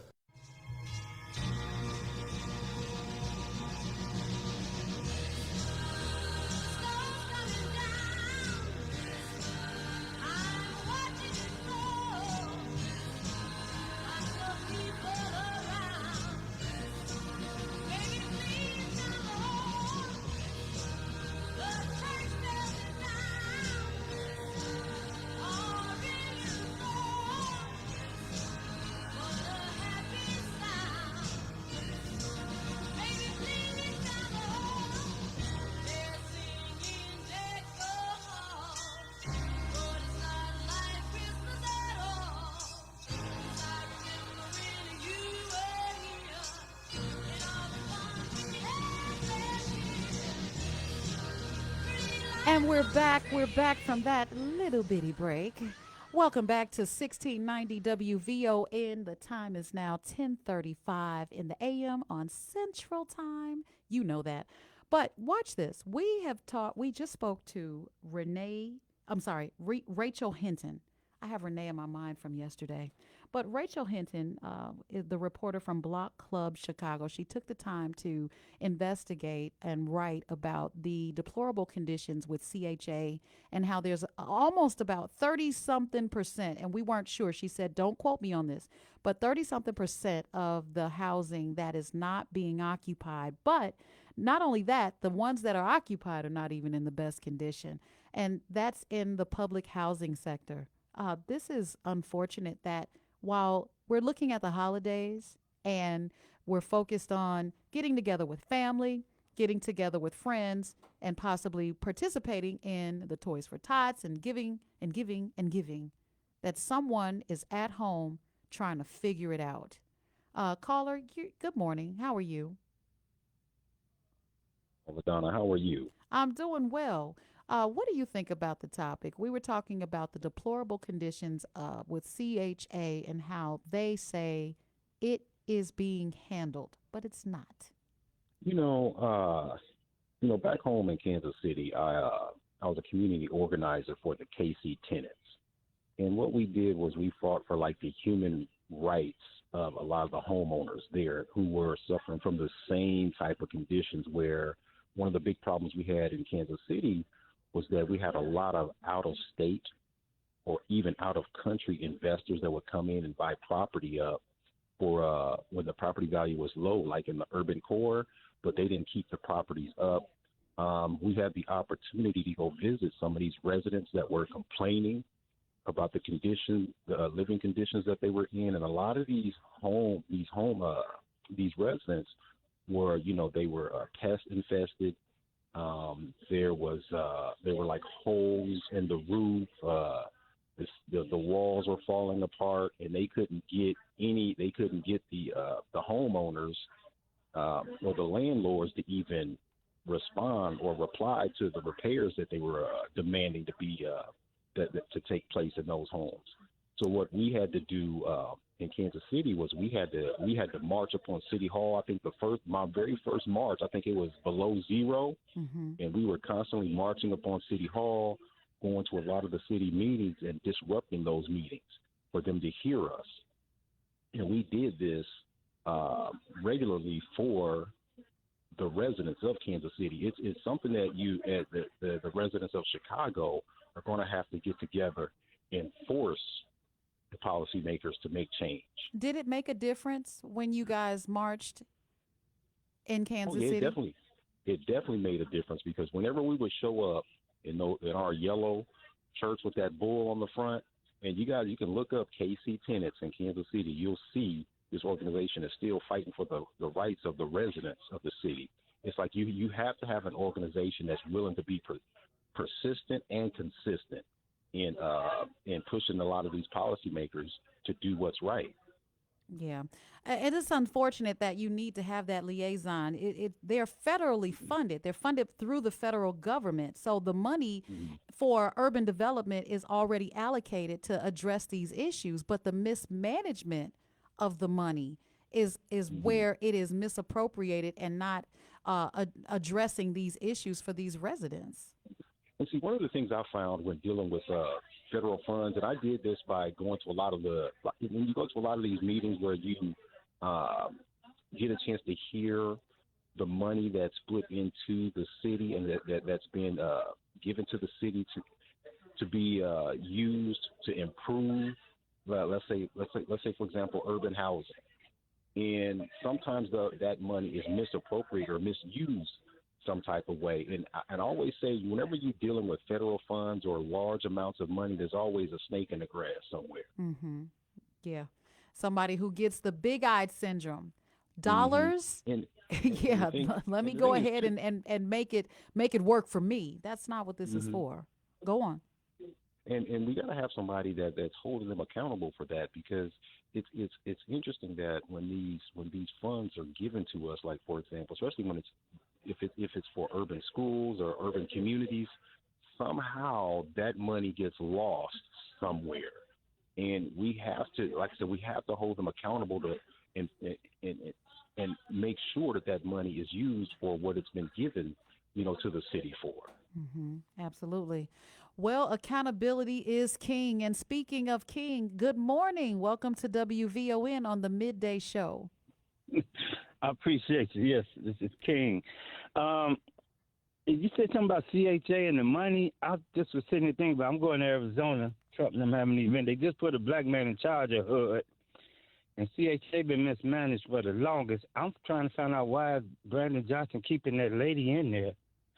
And it's just crazy. So hopefully there will be some changes coming this year or next year when this new administration come in. Because I heard the man saying money get lost. I ain't never heard no money got lost. It got stolen. Oh, well, that's kind of lost in air quotes. It's lost and misappropriated, not used for what it's for. It's unfortunate that we have these programs. There are programs out there that even some nonprofits are misappropriating money. So all of these things have to have checks and balances. You just have to have the enforcement of the execution of those dollars. That's what's not happening. Well, like I say, this new black man, I think he is pointing at a black man over HUD. If they certify him, I'm trying to go talk to him personally, and hopefully we do something with CHA. Well, you better have some numbers behind you. Like the man said, he said they went and protested. And protest, we have to know the power of protesting, but we also have to know the power of what we have to do next. Protesting causes eyes to lay on why we're marching in the first place.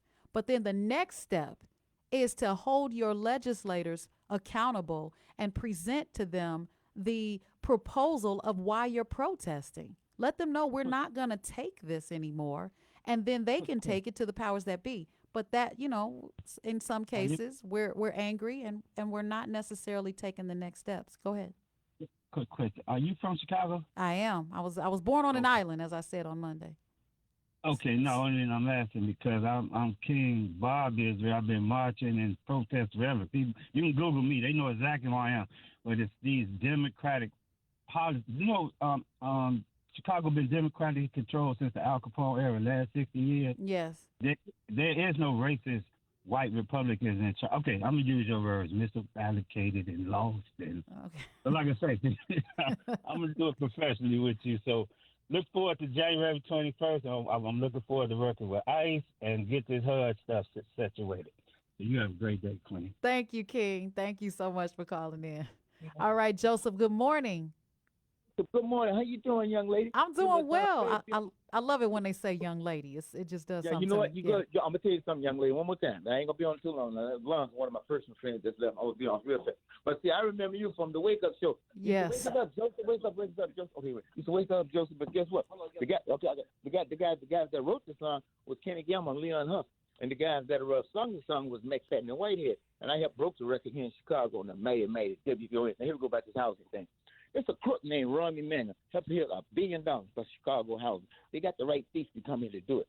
Now, I'm not saying nothing bad about the Obamas because they helped brought Ron Emanuel back here to be the mayor of the city of Chicago. But listen, I Google me. I'm at Jet Magazine, 1970. Me and Bobby Rush standing on the front line, toe-to-toe with Chicago police with the contract violence. They was putting black people out their houses that came from Vietnam. Just got through fighting with the war. And the war. Just, what I'm trying to say, the war in Vietnam. Now, let me say one more thing, too. They're getting all these houses. You can go over on Claiborne Street, scattered house, not scattered house, those houses, nobody's not in. They're just sitting vacant. They can really put those magnets in. They just came over here from South and Central America, and everybody calling them Mexicans. They're not Mexicans. They're Ecuadorian, El Salvadorian, San Salvadorian, and Ukraine. Now, they're going to give Ukraine some nice luxury apartments downtown. Miss LaDonna, am I going too fast for you? No, you're going fast enough because we got to get to our next person that's coming in studio. Yeah. Okay, one more thing. Well, one more thing. Guess what? I love your show. You and all those other young ladies, every time I call and speak to one of you, you're going to do great things in Chicago. What you call it? You're next up. What do I mean by next up? You're the next person going. When we leave, I'm 72. I'll be 72 in a wow. 30 days. Yeah, 72. I feel great. You see, you know what I'm doing right now? What are you doing right now? I'm walking around my backyard.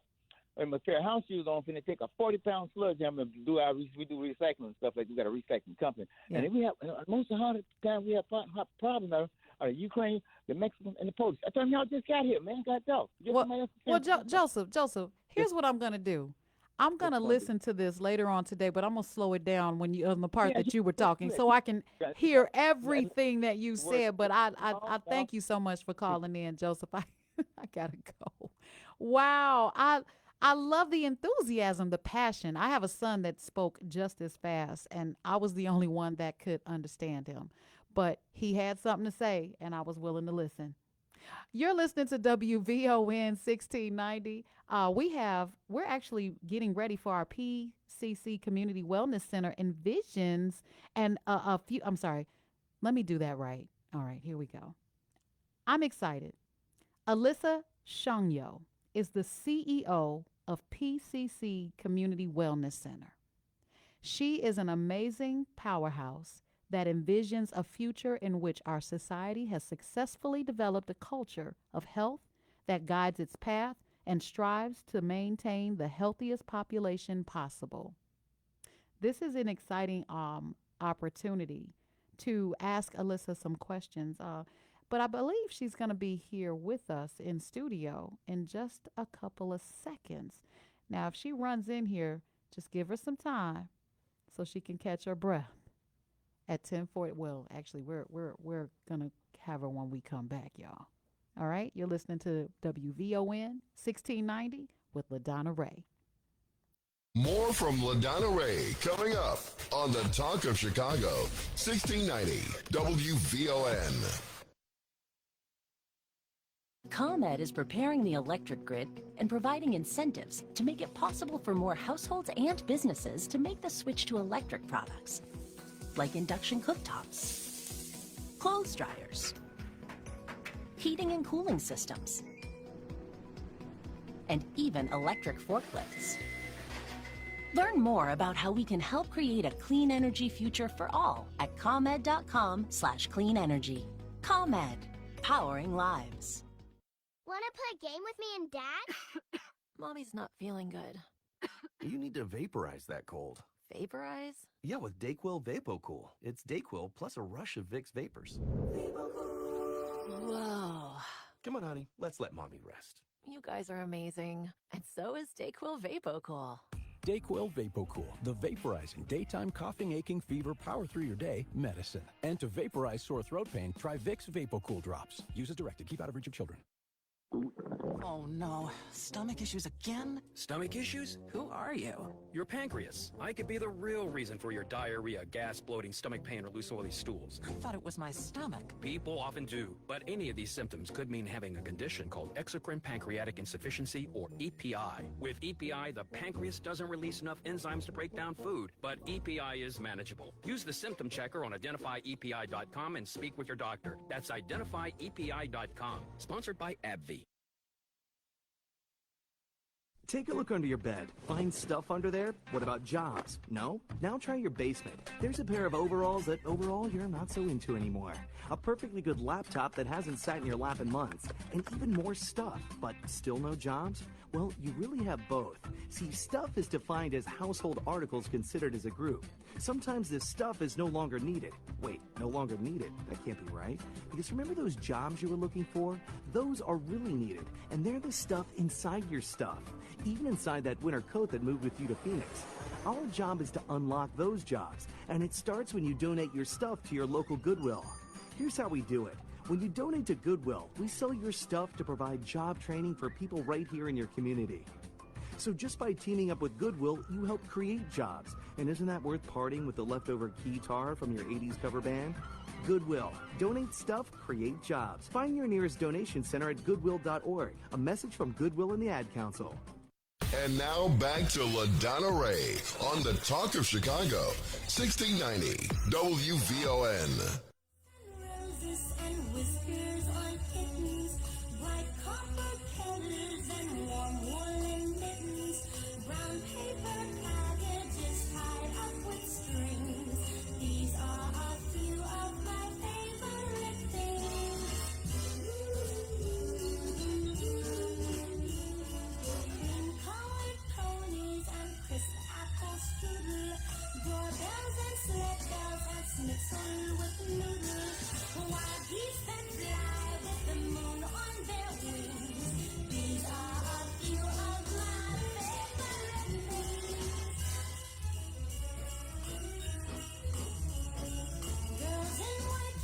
lashes and blue satin sashes, snowflakes that stay on your nose and eyelashes, silver white winters that melt into springs.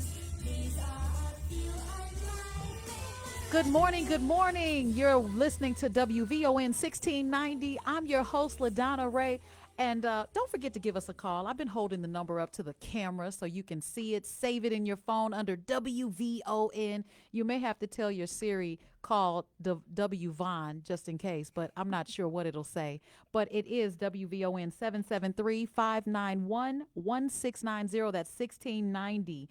And right now we have our special in-studio guest, Alyssa Shungyo is the CEO of PCC Community Wellness Center, and I want to welcome you to WVON. Well, thank you so much for having me this morning, LaDonna. It's wonderful to be here. Yes, and actually, we got to laugh a little bit before we got started, but there's nothing funny about health and paying attention to your health. It's so important that we do so. So for those who may not be familiar with PCC Community Wellness Center, just share with us a nice summary of what you guys do. Yeah, absolutely. Thank you for that. So PCC Community Wellness Center is a community health center. And so what does that mean? We are a primary healthcare medical home. We've got 13 locations throughout the west side.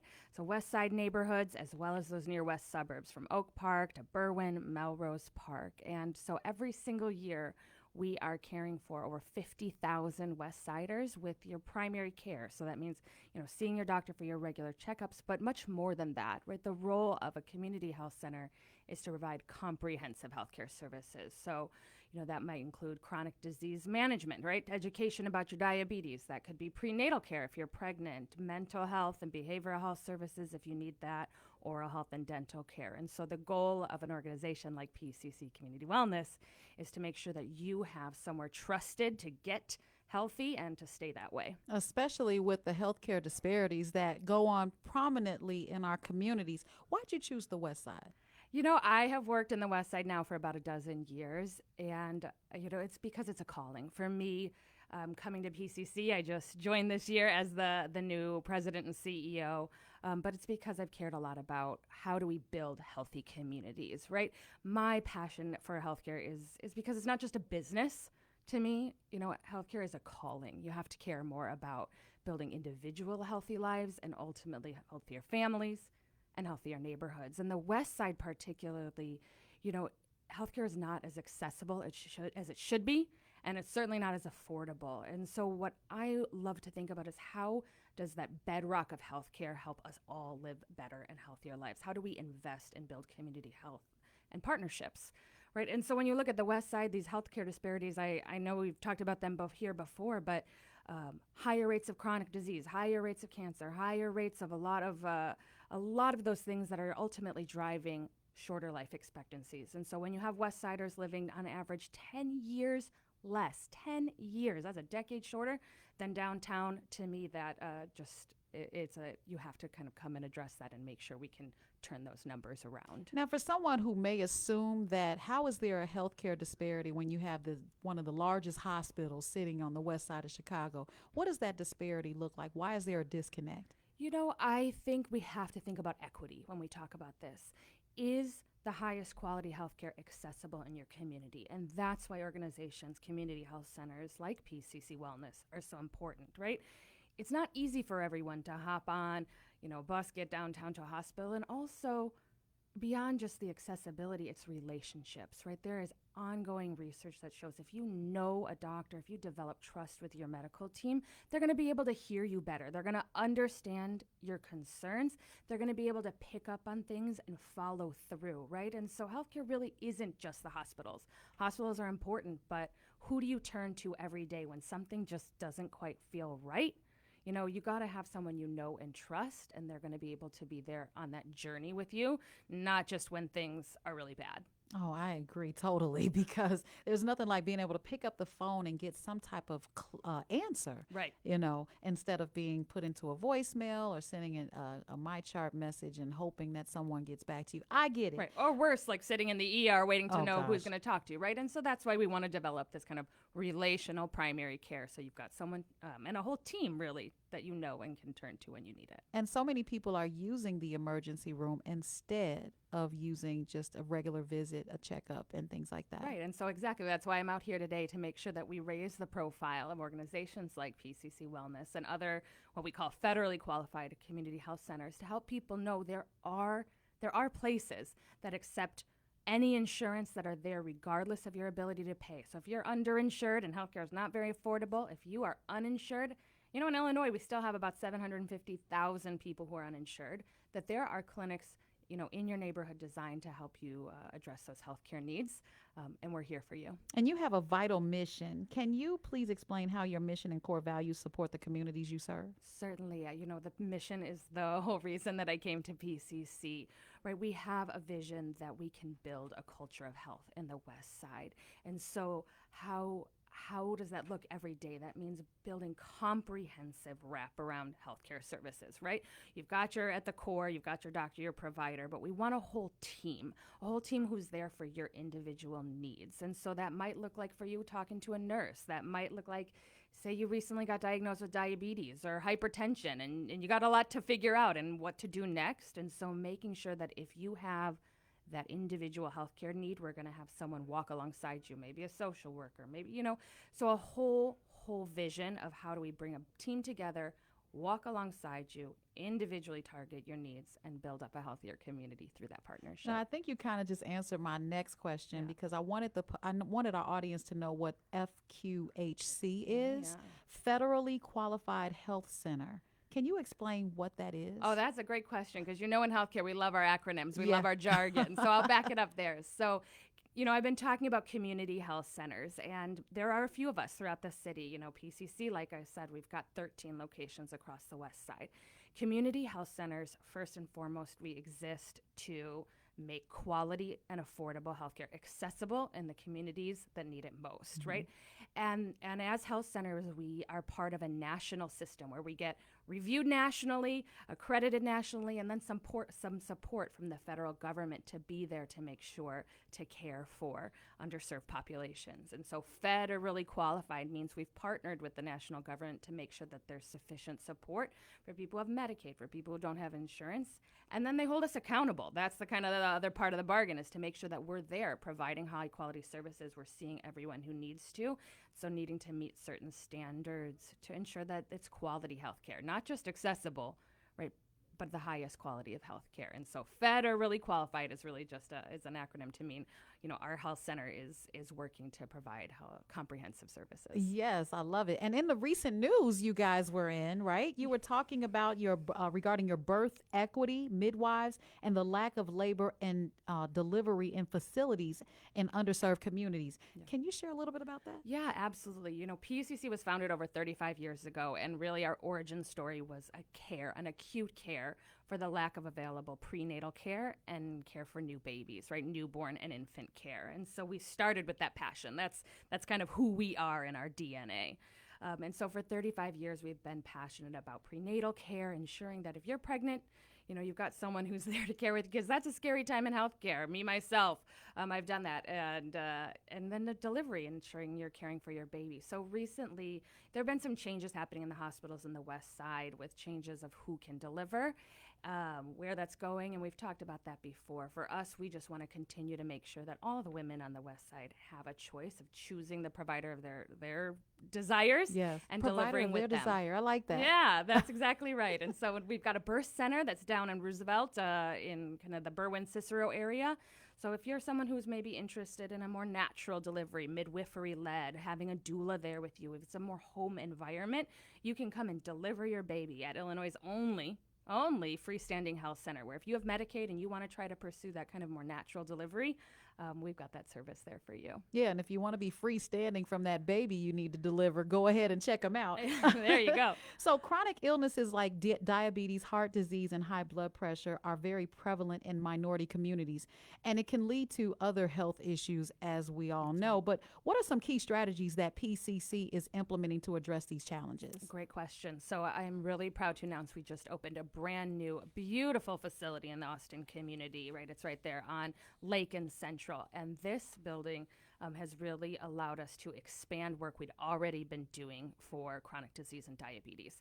In this building, we've grown out our space for diabetes education programs. So it's hard to get that first diagnosis. What do you do? What are these numbers? How do you manage your sugars? And so we've got a trained, certified educator who will come alongside of groups and individuals to make sure you get the information you need. But beyond that, these kind of diseases are a lot about food and lifestyle, right? So if you join one of these programs, we've got a space where you can get free access to fruits and veggies. We've got a demonstration kitchen where you can come learn how to cook and kind of tweak those recipes that you love, but make them a little bit better.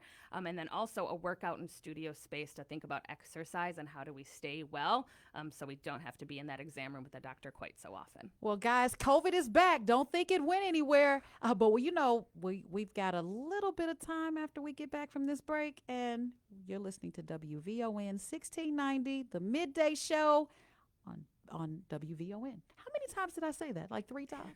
Yeah. It's WVON. It's WVON. Did you hear me? It's VON.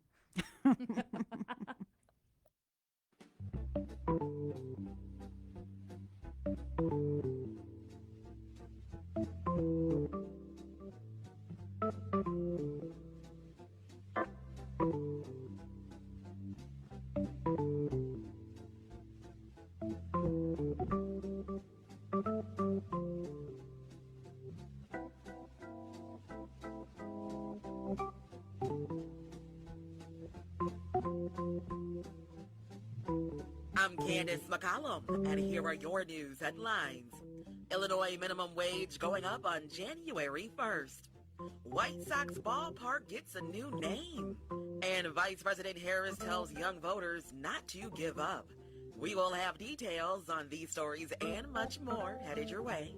National news from the Black Information Network is up next on The Voice of a Nation and The Talk of Chicago. WVON 1690 AM, Berwyn, Chicago. I'm completely supportive of what he wants to accomplish. Kennedy has been one of the nation's most prominent anti-vaccine conspiracy theorists, accused of spreading false rumors about the safety and efficacy of vaccines. But in between meetings this week, he told reporters he's all for the polio vaccine. Well, the Biden administration probably won't be spending the remaining $5.6 billion that Congress has allocated for aid to Ukraine.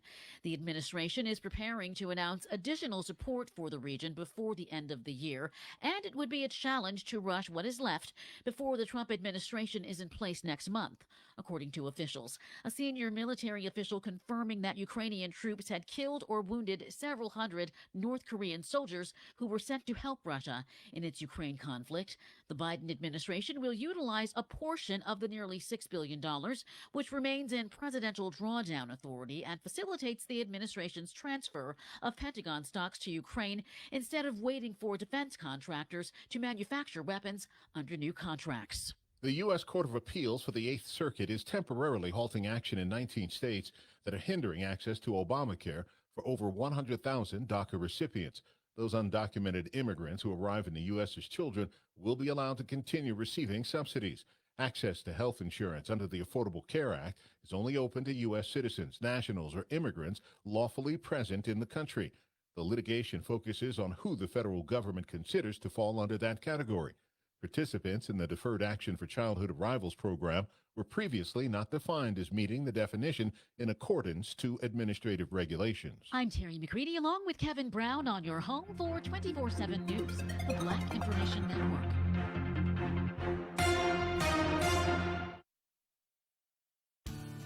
At People's Gas, we understand the cold winter months can be challenging for some, and we care about your comfort. That's why we offer Share the Warmth, a program designed to help qualified customers pay their natural gas bills. Learn more and see if you qualify at peoplesgasdelivery.com. Because this winter, we want more people to be sharing more warm moments together. People's Gas. We keep life moving.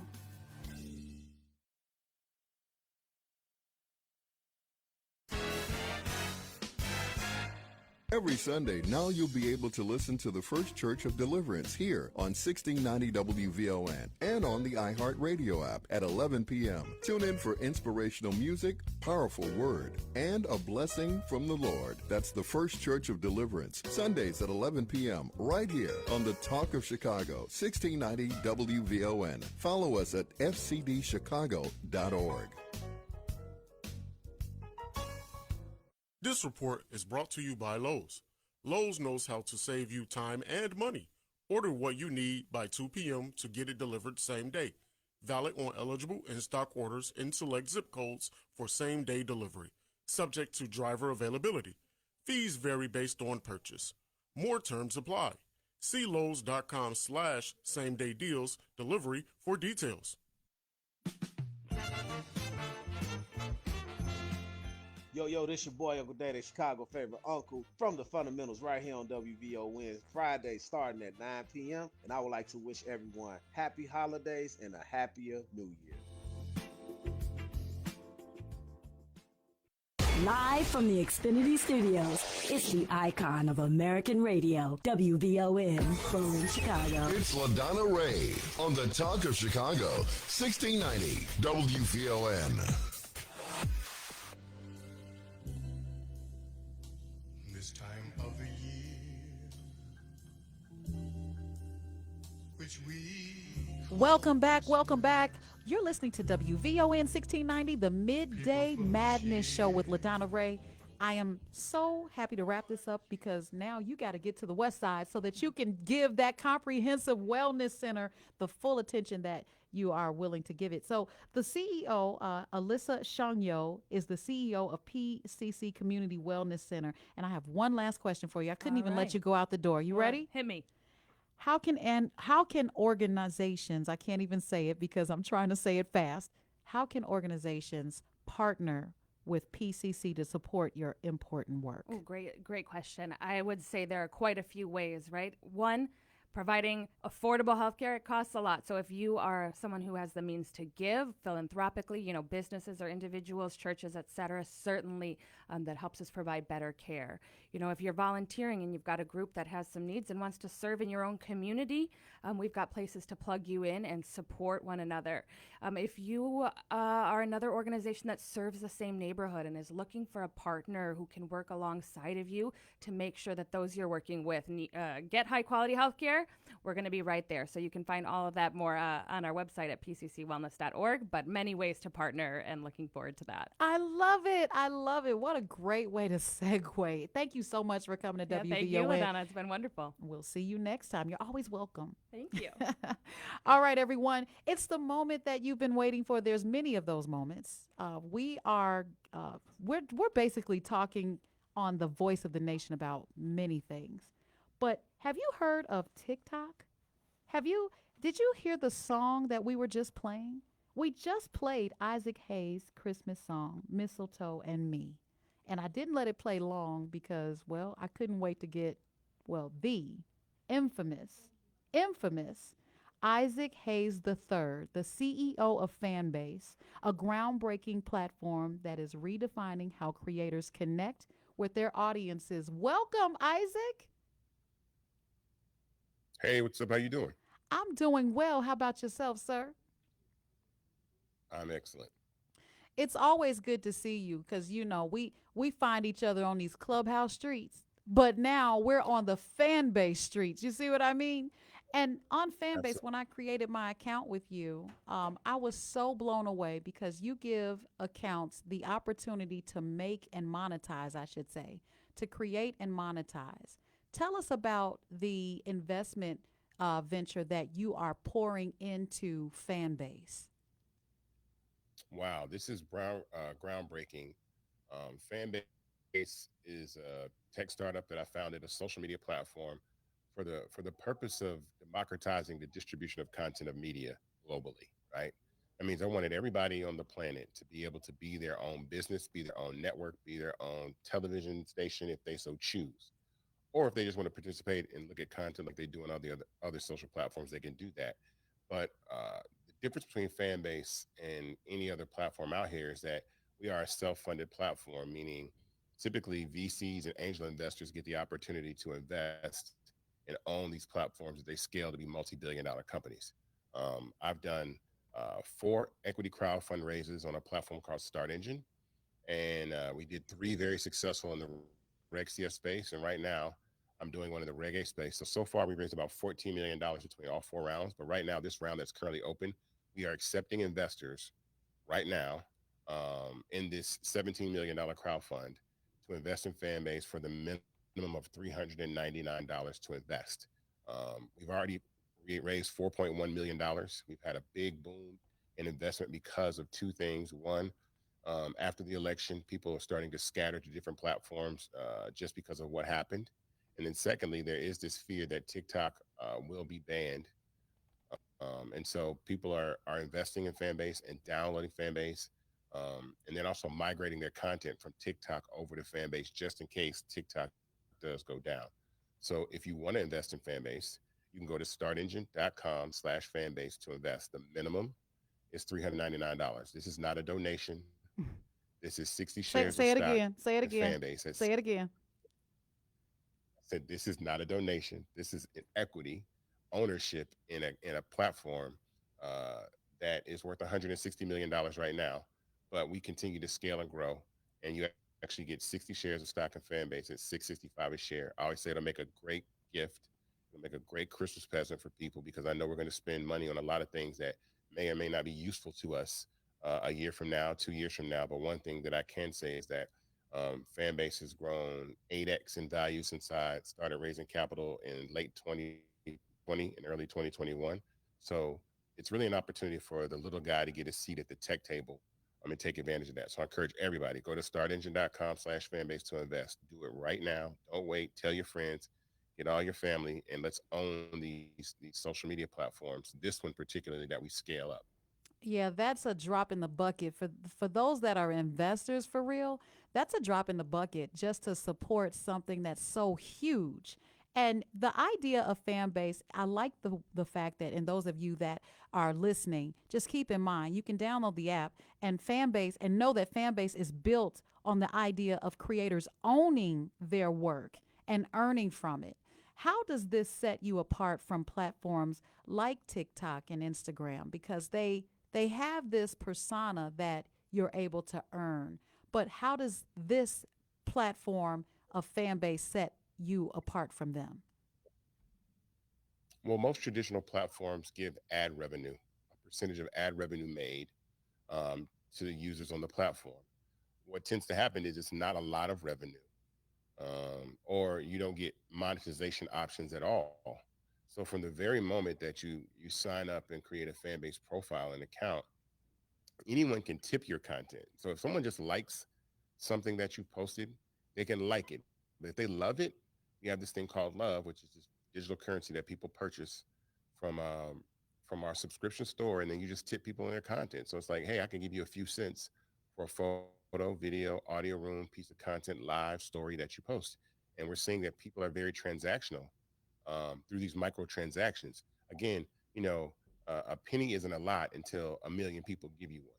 You know what I mean? And I do. then it's money, right? And so I wanted everybody to be put in the position to be their own business outside of having to deal with platforms that consistently suppress your content because of ad revenue, because the platform can't let you reach a million people, but they're about to charge Target and Coca-Cola to reach a million people. So if you ever wonder why your posts, all these people follow you on social media, but your posts never have that reach, it's because the Facebooks and the Instagrams of the world are suppressing your content so advertisers don't do business with you, and they're forced to do business with them. So we don't run we don't run ads on fan base. I don't want to disrupt the ability for someone to scale and have a following that's 1 million, 10 million, 100 million, and then me work against them because I'm trying to stop an advertiser from spending money with them. That's not my goal. My goal is to give everybody on the planet the ability to monetize their content if they so choose through subscription or tipping. And so that's the biggest part that separates us. And then I'll repeat again. We don't own TikTok. We don't own Instagram, Facebook, X, none of these platforms. And so all these platforms started where fan base is. They started as startups that have raised, decent amounts of capital, 10, $20 million or so on, but then they've gone on to raise 100 million and $1 billion and then become, $100 billion companies and $200 billion companies. And I love that for us because I think also that gives me the difference of what I've noticed is, especially in Black cultures, that Black culture is like the economic engine of many things in America, but mainly social media as well. And so knowing that Black culture is probably, in a majority appropriated or exploited to the benefit of these billion-dollar platforms, then who better than to have an opportunity to own it and actually own a part of the infrastructure of it? Because Black culture is great, but when it gets an infrastructure, it becomes this billion-dollar industry that we make up with DJ culture or fashion or the music industry or apps. And so I want people to own it. So being able to own part of the platform, being able to monetize anyone that wants to monetize their content. And I'm going to stress this specifically. I know the word content creator is used a lot, but every single person on social media is a content creator. Mm-hmm. And what I mean by that is if you comment on a post, you're creating content. If you're in the DMs, you're creating content. If you're sharing just your normal everyday stories and posts on platforms, you are a content creator. You're not a content creator in the sense of saying I have this huge following, but it doesn't matter. Every piece of content that you contribute to the ecosystem of a social media platform, they're running ads in between that content, whether you know it or not, based on what you posted and what people respond to. So I want to do something different, be disruptive, and move into 2025 in a way that really challenges these giants of tech and social media in that way. Well, speaking of the giants of tech, Fanbase is tackling common social media issues like algorithm biases, limited monetization, as you spoke about, and content ownership. But we're going to tackle that when we come back from this break, because we're talking to Isaac Hayes III, founder and CEO of Fanbase on WVON. More from LaDonna Ray coming up on the Talk of Chicago, 1690 WVON. You've got places to go, and better banking can help you and your money go further. Hi, this is Henry Malone, Vice President and Community President of United Fidelity Bank. Are you ready to take your money to new heights? Get a flexible, high-yield checking account that lets you customize your interest rate so you can keep your finances headed in the right direction. With Elevate Checking from United Fidelity Bank, you're in control of how much you earn. You can raise your rate with just a few easy steps, like using your mobile banking app or getting your paychecks by direct deposit. Get more ways to earn more with Elevate Checking and start earning 4.00% APY. Learn more at UnitedFidelity.com/elevate or visit the friendly staff at 1701 West 87th Street or 105th and Halsted, and let us help you start earning 4.00% APY with Elevate Checking. Must meet certain criteria to qualify. Rates may change at any time without notice after the account is opened. APY is accurate as of August 1st, 2024. $25 minimum deposit required to open. Fees or other conditions could reduce earnings on the account. Member FDIC. Your company can save money by becoming more energy efficient. In fact, the ComEd Energy Efficiency Program can help your business find up to 35% in energy savings, resulting in lower energy costs. At ComEd, we're not just moving toward a clean energy future. We're powering the future of your business. Sign up for your free facility assessment at ComEd.com/poweringbiz. Terms and conditions apply. Offers are subject to change. Actual savings will vary by customer's usage and rate. The ComEd Energy Efficiency Program is funded in compliance with state law. Want to play a game with me and Dad? Mommy's not feeling good. You need to vaporize that cold. Vaporize? Yeah, with Dayquil VapoCool. It's Dayquil plus a rush of Vicks vapors. Whoa. Come on, honey. Let's let Mommy rest. You guys are amazing. And so is Dayquil VapoCool. Dayquil VapoCool, the vaporizing daytime coughing, aching, fever, power through your day medicine. And to vaporize sore throat pain, try Vicks VapoCool drops. Use as directed. Keep out of reach of children. Oh no, stomach issues again? Stomach issues? Who are you? Your pancreas. I could be the real reason for your diarrhea, gas, bloating, stomach pain, or loose oily stools. I thought it was my stomach. People often do, but any of these symptoms could mean having a condition called exocrine pancreatic insufficiency, or EPI. With EPI, the pancreas doesn't release enough enzymes to break down food, but EPI is manageable. Use the symptom checker on identifyepi.com and speak with your doctor. That's identifyepi.com. Sponsored by AbbVie. Have you checked out WVON's digital streaming network, VON TV? It's everywhere on Roku, Apple TV Plus, Amazon Fire, on the WVON app, and at VON.TV. VON TV, it's cultural content on purpose. And now back to LaDonna Ray on the Talk of Chicago, 1690 WVON.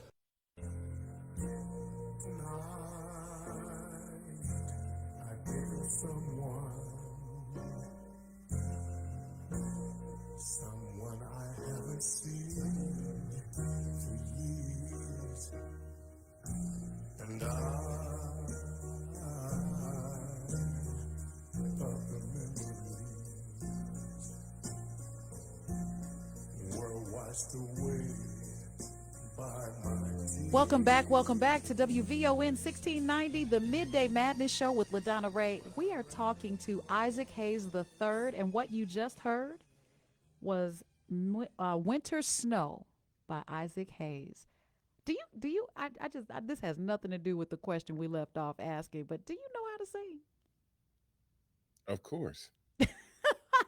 Wait, do people try to compare you to your dad? Just in looks, just like, oh, you look like your dad, or you sound like him when you talk. Yeah, I could hear the voice. Yeah. That's why I was wondering. All right, let's get back to that question. With those, basically with the algorithms and making it just a little bit more difficult with social media platforms today, they have faced criticism for issues like the algorithms, limiting monetization for creators, and a lack of content ownership. But Fanbase is addressing these challenges head on while also introducing features like the audio chat. How does the integration of audio chat on Fanbase not only foster deeper connections between creators and their audiences, mind you, but also contribute to solving these large issues in the social media landscape? Well, I think audio is a powerful, powerful tool. Social audio, I think, has just scratched the surface. I think a platform, Clubhouse, was mentioned earlier, and I was one of those people that helped Clubhouse scale for the reason to let people know how easy it is for Black culture to take a product and scale it to a multi-million-dollar, billion-dollar app, which people did. The interesting thing about that is once that platform got all of that attention from the Black community, they went and raised $100 million at a $1 billion valuation, and raised another 230, I think, at a $4 billion valuation, and has yet to provide monetization opportunity to any of the users on that platform, which Fanbase does. You can have subscription-based rooms, free rooms, private rooms, rooms around camps that you can create. And then I wanted people to have a chance to own it. Again, if we continue to blow these apps up, make TikTok powerful, make Clubhouse powerful, make Instagram powerful, but we don't own them, then, at some point, what's the reason that we're doing this? And especially over these next 4 years, it's going to be, we're going to be forced to really work together as a community and start to own infrastructures that we collectively create. Now, there's a couple things that I will say about Fanbase that people might not, might misconstrue. First and foremost, Fanbase is free to download, free to use. It does not cost to join Fanbase, right? It doesn't cost to download the app. We're on iOS and Android in 190 countries and territories. It's free to download, free to use. If you so choose, you can take particular posts and put them behind paywalls. So you can be like a Netflix or like a Patreon and have subscribers as well as followers. That's optional if you want to do that. Regardless, people can still tip you for your content if they want to. In the social audio space, I think that gives people an enormous amount of opportunity to host these real live conversations about, world events, hot topics, and people can gather. And we actually built a functionality inside of Fanbase and audio that no other app has called Watch Party, where you can actually pin a YouTube link to the top of your audio room and watch a video with your friends and talk over. And I think that's really cool because I watch, interviews and podcasts and Pop the Balloon and all these things with my friends. And it's really cool to kind of watch these things together and be anywhere on the planet and be able to have community at the same time and do so. So Well, I love it. audio is just one of Oh, go ahead. yeah. I'm sorry. I'll say it again. No, I That's said, the go audio is ahead. just one.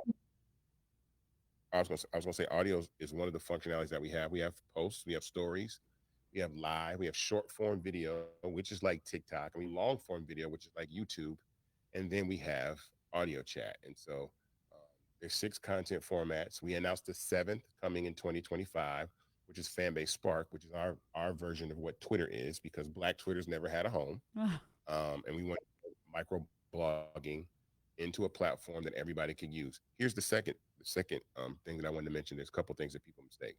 Fanbase is a Black founded app, right? But the app is not Black only. And specifically why I wanted to say that is because a lot of times other media platforms will try to marginalize the opportunity for Fanbase to be a global platform by saying, oh, it's only for Black people and nobody else should feel welcome. That's not true. The fact that Fanbase is Black founded and Black owned by a lot of investors, you understand that in top of mind is equity and equality for everybody that uses the platform, which is not on any of these other platforms, where the Black community is an afterthought on a lot of these platforms, but we contribute so much to them. So Yeah. that's important that people understand that too. Wow. Isaac, we have a caller. Jay, thanks for calling in. You're talking to Isaac Hayes the third on WVON, the Midday Show. Good morning.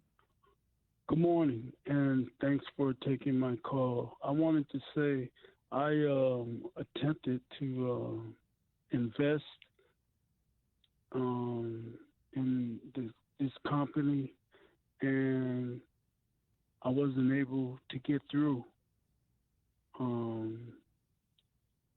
How so? I just couldn't get through. I did what I could. I think there's something going on with the system to allow people to get through. All right. to Well, invest. let's clarify that. And I wanted go ahead. to say, because this is Isaac, this is his son. I trust him. I don't know anything about business, and I've never invested in anything. I wanted to actually invest $1,000 to see how that will work for me. I don't know anything about investing or business. I think there's something going on with that system. Okay. It probably prevents people from getting through. Jay, we're gonna get your information. We're gonna get your information, and to your point, Isaac, can you clarify how people are able to invest? Give out that website again so that they know to go to the right link. Well, and Jay made a couple of points that I want to touch on. First and foremost, you can't go to startengine.com/fanbase, right? So startengine.com/fanbase, and then click on Get Equity, right? The minimum to invest is $399. It's a process in investing that doesn't take very, very long to submit your investment. But one of the things that he said was that he has never invested in anything before, and that's important because most of us in the Black community do not own stocks.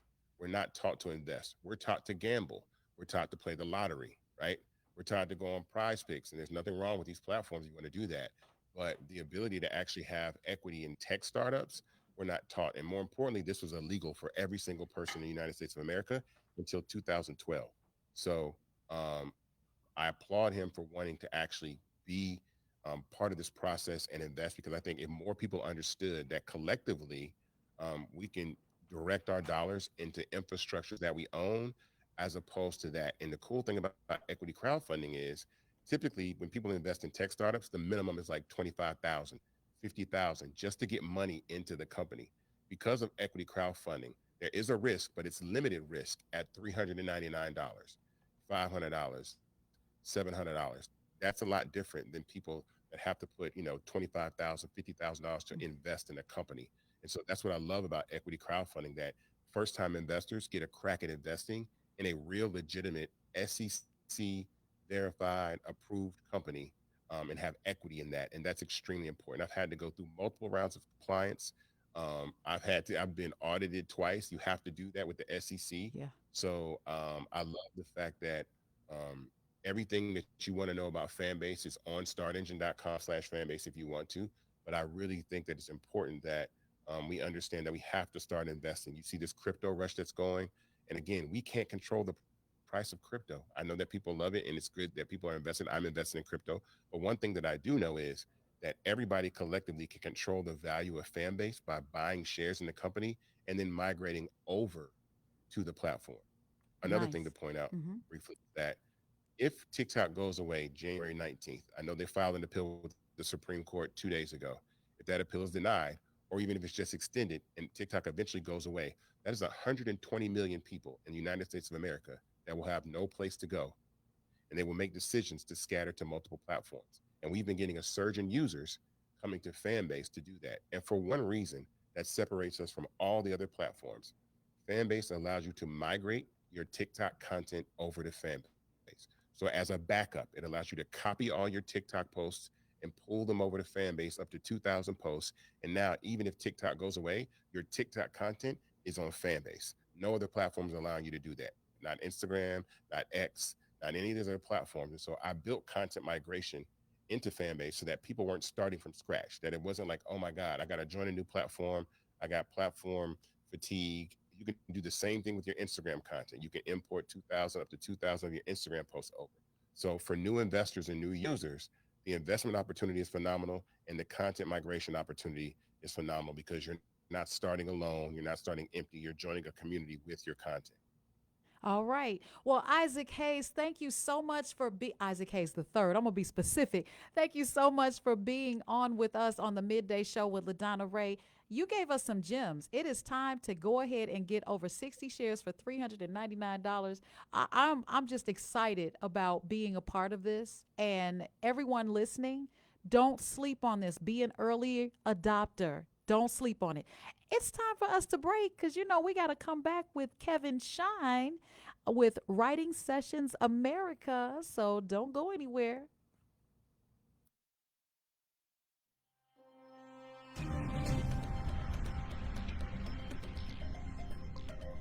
I'm Candace McCollum, and here's what's happening in your local and national news.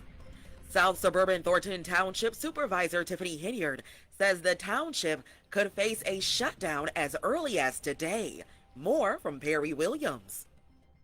The threat comes after a township meeting was canceled last night due to a lack of a quorum. Hinyard said that because the board was not able to conduct business, township insurance cannot be renewed. So the seniors, they utilize the transportation to go to dialysis, to the doctor, to the store, things of that nature. Then you have the after school program, and that's the youth. We pick kids up from school, and we keep them until 7 o'clock at night. We help them with their homework, so we got to stop that. Hinyard adds that a shutdown could mean that 100 township employees could get laid off.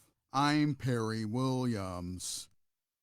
In other news, Illinois Attorney General Kwame Raoul and the Federal Trade Commission are reaching a $25 million settlement with Grubhub. The Chicago-based online food ordering company agreed to the payout in order to settle claims of deceptive business practices that harmed customers, delivery drivers, and restaurants. Raoul's office initiated an investigation into Grubhub's practices after receiving dozens of consumer complaints about the company. And a new study out of Spain suggests that walking 7,000 steps a day could help reduce the risk of depression. More from Tammy Trujillo. It's long been known that exercise improves mental health, but this is the first study to look at step counts and a possible link between the two.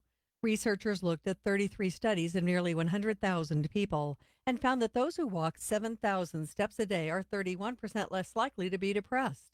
And the risk reduction benefit soared to 40% for walkers who do 10,000 steps a day. The study is published in the medical journal JAMA Public Open. I'm Tammy Trujillo.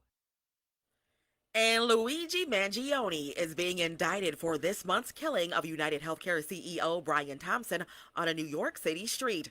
Manhattan District Attorney Alvin Bragg announced the grand jury indictment on Tuesday. More from Sally Patterson. In the days following the shooting, Mangione received a wave of support on social media, uncovering a deep-rooted dissatisfaction with the country's healthcare system. And a new poll from Emerson College found 41% of adults under 30 consider the killing of Thompson acceptable. Sally Patterson, New York. I'm Candace McCollum, and that's what's happening in your news now on the Talk of Chicago 1690 WVON.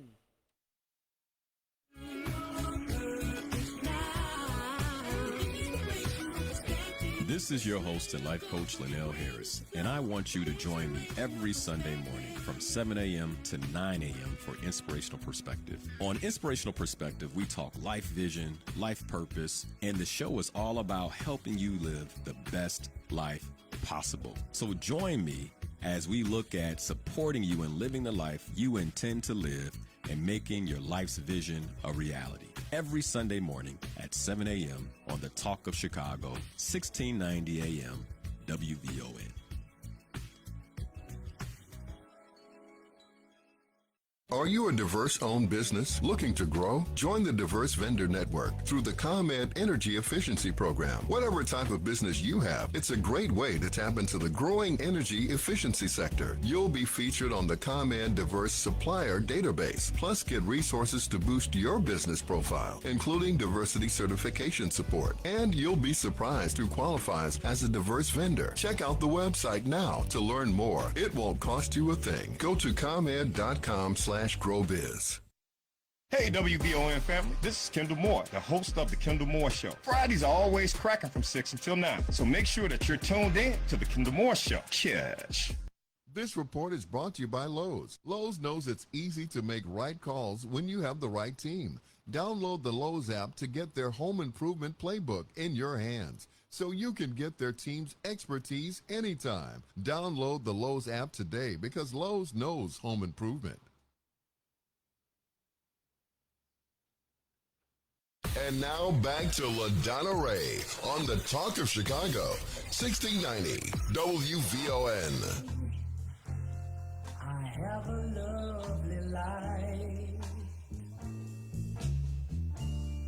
I'm the star upon your tree that makes your Christmas bright. Twinkle, twinkle, little me,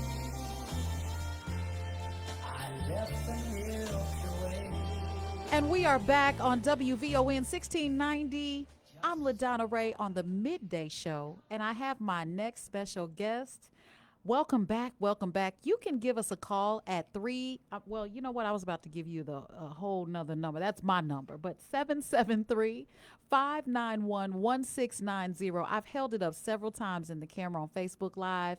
Make sure you go to our Facebook Live because we have our show streaming live pretty much throughout the day. So today, oh my goodness, I am diving into a conversation that's all about creativity, collaboration, community. And joining us for this is the incredible Kevin Shine, a trailblazer in the music industry and the founder of Writing Sessions America. He corrected me yesterday. I tried to put an of in there. He was like, there's no of. Okay. No so it's Writing Sessions America. Right. Writing Sessions America. You've built a reputation for discovering and nurturing some of the brightest talents in the business. And I'm so happy to have you here on my show today. Thank you so much. I appreciate you for having me, and congratulations. Thank you. You know, I always love to see your growth, and you know, I feel you're only headed in the direction you're supposed to be in. So your purpose is destined. I appreciate that. All right, we won't cry on radio, but you and I were talking about how the writers of America, first of all, before we get into that, let me do this right. I want people to know what Writing Sessions exactly America does. Well, basically, I've been in the business for 30 years, over 30, 30 years coming into 30 years. And part of my my journey has led me through a lot of trials and tribulations, and I don't really talk about that because everybody has to go through their journey of growth. You know what I'm saying? Yeah. So my journey of growth was I didn't get proper mentorship when I first started. I didn't even know what I was supposed to be doing or how to do it. So I was kind of chasing the ideal of what it was. Yeah. And I didn't have people to direct me to tell me the right way to do that. So I made a lot of mistakes. I stepped on a lot of toes. I almost burned a lot of bridges with some people I shouldn't have because I didn't have the proper guidance to tell me. It's just like not having a parent. You know what I'm saying? And so when one day I was reading this magazine and this gentleman named Ernie Singleton, I read about him. He's a president of MCA Records. Used to work with Gerald Busby, been in the industry a long time. MCA, which is now Universal and all of that. Anyway, in the line it said he loves working with new up-and-coming executives and helping them. And I'm like where are you at? I need to find you. So I'm volunteering here in Chicago at a conference called the MIMA, the Midwest Music Conference, and for Jerry Simmons. And while I'm working there, I was in charge of the panels and I was in charge of the showcases. So I was asked to play a record from a lady that we all love called Gladys Knight, called Love Overboard. And I just said, and the rep just kept saying, can you play that record again? Can you play that record again? Now my sound man is just playing it because it's a luncheon and we got Kenny G getting ready to come on and perform for all of these executives. So I do it and she walks me over. She said, my boss want to meet you. And lo and behold, I manifested the person that I wanted to meet. And from that moment on, I got to meet him. He didn't get to me right away, but when he finally did get to me, he took me in. And one of the things that happened when he took me in is that he immediately started to get all this backlash about how, you need to watch him. He moves too fast. He talks too much. He does this. He don't listen. He this and that. And one time he was at a dinner with a very prominent person from the city. Who was that? I can't say who that was. Oh. But he was at a prominent person from the city who talked really negative about me. And he said, you see a problem, I see a kid that don't have direction. And he got behind me and in that moment, he really kind of changed my whole life. He said, I'm giving it to you, so now you got to give it to someone else. And that is Writing Sessions Paying America. it forward. Yeah, paying it forward. Yeah. You know what I mean? Having that mentorship, having that guidance. So when I finally got to the point where I had earned the right to be an A&R and I'm working and I'm doing all these amazing things in the industry, I kept finding myself in the room with a lot of executives who have this problem of telling people what they do wrong, but not helping them understand what they should be doing better. And talking behind their backs, so to speak, and then creating some type of ugliness so we get, about you them. see it a lot online. It's an overwhelming thing. Artists this and artists ain't doing this and artists should be doing that and artists and these people and they ain't doing and they should be and da-da-da-da. And it's overwhelming. Yeah, but what it is that what you learn quickly is that it ain't that they should, if they knew better, they would do better. So I put myself in the position to become the person I was looking for. Yeah. So Writing Sessions America helps me kind of do that. I love it. So when the artist is in a position in standard music, because there's many different ways that music can be looked at and utilized. Expression. There are so many young people out here that just don't know where to start when it comes to expressing their thoughts or their frustrations, if you will. But, excuse me, artists are often just too many times they're at the bottom of the totem pole. The artist is. Explain artists on a contract. Okay, so basically, as a business situation, an artist is the face of the music. And they represent the face of the music. So we have something that we have to do in this industry that we have to protect, which is called intellectual property and masters. And everything that happens in this business is as a result of that. So if I have a songwriter and a producer, which are a songwriter and a composer. Let's just say we say producer, but I mean composer. Somebody who makes the music. I got someone who makes the music, someone who makes the lyric. So when they make this song, then now they can't go out. Their job isn't to go out and promote it and sell it and push it. So they create a person who is the face of it. So that face now, his job is to do that. Now, as the face, you're compensated for promoting. You're not compensated for creating. Wow. You know what I'm saying? Your job is to help sell the record. Now that's the legal scenario. Now sometimes what happens is we take the word artist and we bleed it into something that I call more artistry. So when we talk about artists, we don't say artists, we're saying artistry, things that is created as a result of that. So but when you do that, you take away the credit from the people who who created the intellectual property, which is considered like real estate. You know, they created this creative work out of their mind that helped make the artists what they are. Because just because you can sing or just because you can rap doesn't mean you're automatically the writer. Yeah. People don't understand that. They think that they don't understand that what you just said about becoming the face. And ultimately, you're not the one that's getting all the money. Right. You're showboating, of course, because it's a marketing ploy. But with all the situations that's going on in the industry, things are coming to the forefront. You know, with Diddy, with other things that are happening in the industry where it sounds like, is this really what I want to do? We're gonna take a little bit of a break. Okay. And I want you to tell us, why should an aspiring artist still be passionate about music after everything that's going on? Okay. Yeah. That's a good question. I love to answer. That'll be fun. That'll be fun. Yes. All right, guys, you know you can call in. I'm going to hold this number up. I've taken it off the wall. Okay, I wrote it down yesterday, but I've taken it off the wall, and I'm holding it up to the camera so you can save it in your phone. It is 773-591-1690 if you want to call in and give us your opinion about the music industry and talk to Mr. Kevin Shine on the Midday Madness Show, WVON 1690. We're going to be right back with that question to be answered. More from LaDonna Ray coming up on the Talk of Chicago, 1690 WVON. Doc's Great Fish is opening another location just in time for the holidays. Enjoy the world-famous Fish Witch, scrumptious shrimp, electrifying egg rolls, mouth-watering catfish, and more. Visit docsfish.com. That's docsfish.com for more info. WVON Holiday Special. Receive 15% off your order if you post on social media and tag @DocsFish and @WVON.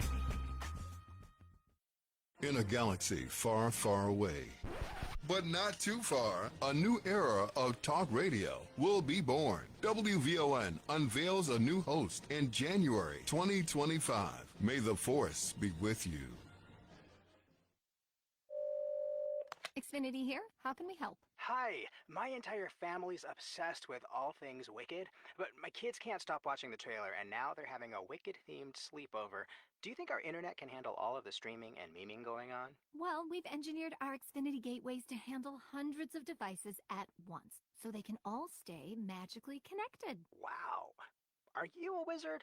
I wish. No, just someone that won't let a bad connection burst your internet bubble.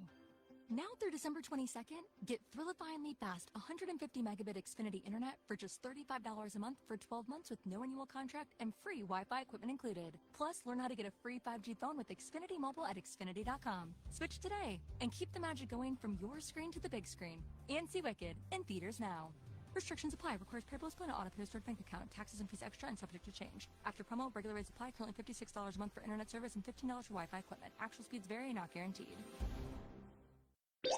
Hey, Sir Henry, what are you doing? Hey, young blood, come on in here and let me show you how it's done. I'm Sir Henry Cheatham. Every Saturday night on Classic Blues and R&B, we play the real American music just for you. Join me Saturday nights on Classic Blues and R&B on WVON 1698.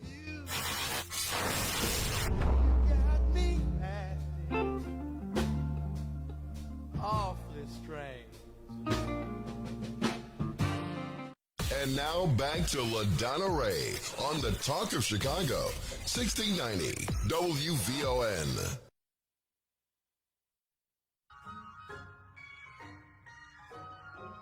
Oh, the weather outside is frightful, but the fire is so delightful.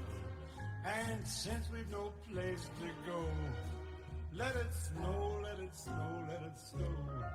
We are back on WVON 1690, the Midday Madness Show with your host, LaDonna Ray. Don't forget to call in 773-591-1690. We are sitting here with Kevin Shine, my good friend, and he is with Writers. You know, I want to put the of in there so bad. Yeah, Writing Sessions America. It's Writing Sessions America. Now, I've been on your writing sessions, but Yes. before we went to break, I asked you a question. Right.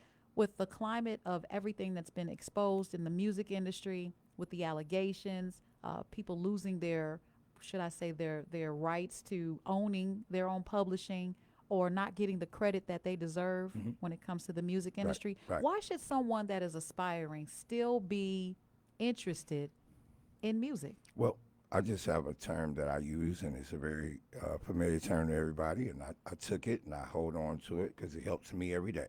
And it's called For Better or Worse. You never get into a marriage that you just expect everything to go right. We don't grow and learn because everything went right.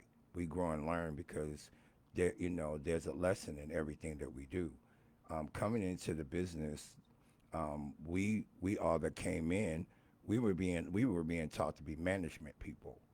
This generation is being taught access, more and more access. So now everything accelerates. And as you speed something up, you also dumb it down. Access to what exactly for our Access listeners? is whatever. Access to, they come in immediately thinking they should have fans. They come in immediately thinking that they're already in it. They come in immediately working on the labels, working on everything. They So just instant come in. gratification. Yeah, they just want instant. Everything is very instant. Everything's about entitlement and getting to where you're trying to get to. And it's just like if there's just one door and everybody's trying to crush through that door, then it's going to be some casualties of war. Do you see a difference between from city to city? No, I think it's pretty much, I think the only thing we have to keep in mind is that when it comes down to Los Angeles, which is the number one, Nashville is the number two, and then you can kind of cut hairs between Atlanta and New York now, because Atlanta has become more of a base. So these are places where the industry, the infrastructure of that city affords it so you can live there and do the business there because they acknowledge the industry. You didn't mention Chicago. Chicago is called a community. And so every city, there's communities and then there's an industry. Chicago is a community. So we have a community that we have here. The main base of our city is blue collar and white collar work, and that's the base. So anything entertainment is considered recreational. It complements that. It supports that. So if you happen to just live here, like say a Chance the Rapper, he can live here because he still has those same connections to all of those bigger markets. He still has business going on in all those other markets. So it affords him to be able to have what we call a flagship office here for himself, for his base, but they still have to do business with the other market, the main industries. And you know what you're talking about. A lot of times people say, I can't make it here, or they say, if I can make it in Chicago, I can make it anywhere. But that's not necessarily true when it comes to I the will music say industry. this, though. Coming from here, not having the industry here, sometimes not having something in that market does help you because it makes you fight harder. It makes you work harder. It makes you push harder. So in our business, there's always been a weeding out thing. And so as I go back to that word, casualties of war, those people who give up, they're not meant to be in our business. Those people who complain and suffer the consequences and all of that, they're not meant to be in our business. When you have that thick skin and that genuine love for what it is you do, you don't let nothing distract you from your goal. Yeah. And you stick, and in that process, you're also learning. You know what I mean? So all of their heroes, everybody they love, has had their problems, their issues, their concerns, their heartbreaks, their, everything. Just like I started off this whole interview with that, saying I messed up, but I got You a did. mentor. I didn't- wasn't expecting that. I messed up. Yeah. I got a mentor. He taught me, he showed me what I need to be doing, how I need to be thinking about this thing. And the main thing he really, really helped me understand, him and along with my other mentors, is that we're focusing on the wrong thing. Wow. We should be focusing on who owns the intellectual property and the master. Yeah. Because everything that's happening from my generation to this generation still revolves around that. It still has everything to do with that. Now, technology has come in, and technology has said, we don't want to be in the music business, which means they don't want to go through paying royalties and doing all of that extra stuff. They don't make money that way. They make money off of getting your databases, and off of you giving them traffic, and and doing their marketing and all those other things, and keeping people on their sites, because these are websites. Yeah. And speaking of technology and instant gratification, AI has stepped into the mix. Well, it came in because, going back to that word intellectual property and master, once it got to a point where we started trying to force the issue of business on technology, they found a way to say, hey, we don't need you guys to create this intellectual property no more. We'll use this vehicle where we can get it to write our songs. We can get it to create our music. We can get it to be the face of whatever we want it to be, and create our own situation. And then we have the opportunity, because if you really look at streaming is what I call a Groupon. You know what a Groupon is, right? I do, absolutely. Okay, you get more exposure, but you lessen the price point. The thing that's hurting the music business right now, if you really want to cut to the chase, is a simple word. It's called the price point. Okay. Because when you go to the store right now, don't you go in there and you look at the price of that? Don't that make you have to think about your budget? Don't that make you have? And when you do that, you're investing in that company, reinvesting in themselves. So if I'm getting, these micro pennies for, the work that I'm doing, I'm not making the money. So today I'm going to break something for you. I'm going to say something on your show that everybody needs to be aware of. There is an actual price point in music, and we don't follow it. The actual price point in music is 98 cents. So think about if you were getting 98 cents per copy, as opposed to 00 whatever. Right. And that's half a penny. So you're talking about, if I sell 1 million copies or streams, and I'm making like $3,000, $4,000, as opposed to if I was getting 98 cents. You see what I'm saying? There's a big difference. But has the Library of Congress updated its way of looking at copyrights? Because with the AI tools now capable of creating entire compositions even, the line between human creativity and machine assistance is becoming increasingly blurred. Not really, because in our copyright scenario, we still acknowledge that a copyright is intellectual property. So it's created by someone, an actual person, off of their thoughts or whatever. So when you manufacture something, even the way that technology is being created by them bringing people in and studying human, form, and how we think and how we create and how we do these things. Even when they're trying to put the music out, they're still using human images and things of this nature. So it hasn't transitioned into like it totally. We now have to start thinking about things like name and likeness. Yeah. We have to start thinking about trademark. We have to start thinking about intellectual property, and we have to start thinking about master. So all these things are still applicable legally when you think about it.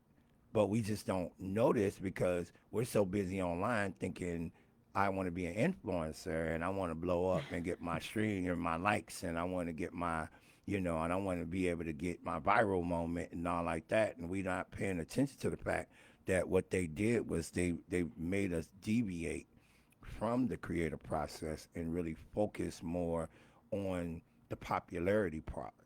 Well, I want to thank you for being on the wake, in the wake of all of this AI technology and all of the writing that you have helped to compose with the class, or should I say, the students that you have in your organization. Because I've been on those Zoom meetings, and there's like 50 or more people that are ready to present, and you have made them better and stronger. And kudos to you for working with the community of writers and explaining to us what this looks like and why we need to be more cognizant of what those contracts look like. Right. Well, we're a membership-based organization, and for those who are interested in us, you can always find us on Writing Sessions America on Instagram. WritingSessions.net is kind of our website is getting ready to go under construction, so we're not, you know. So, and then if you want to contact me, you can also reach us at Writing Sessions America with 2 A's on the end at gmail.com, or WSAUME2024 and those are the kind of ways you can inquire about us immediately. Me personally, mine is KevinMusic.thefirm on IG if you want to contact me on there. And like I said, we help creators not only learn how to make themselves better creators, but how to become what we call indiepreneurs. I love indiepreneurs. I hadn't heard that in a while. Well, thank you, Kevin Shine, and thank all of our guests for the Midday Show today. I'm your host, LaDonna Ray. It's been an amazing time with you. You're listening to the Voice of the Nation, and I think we've covered everything from the ongoing challenges in public housing to the future of social media, and of course, with you, Kevin Shine, ending it on a note of writing. These conversations remind us of how much work needs to be done and how much we've got to get going. So I will see you guys tomorrow on Midday Madness on WVON 1690. I'm your host, LaDonna Ray. Put those comments in the Facebook, y'all. Let them know you want me to stay here permanently. Let's go.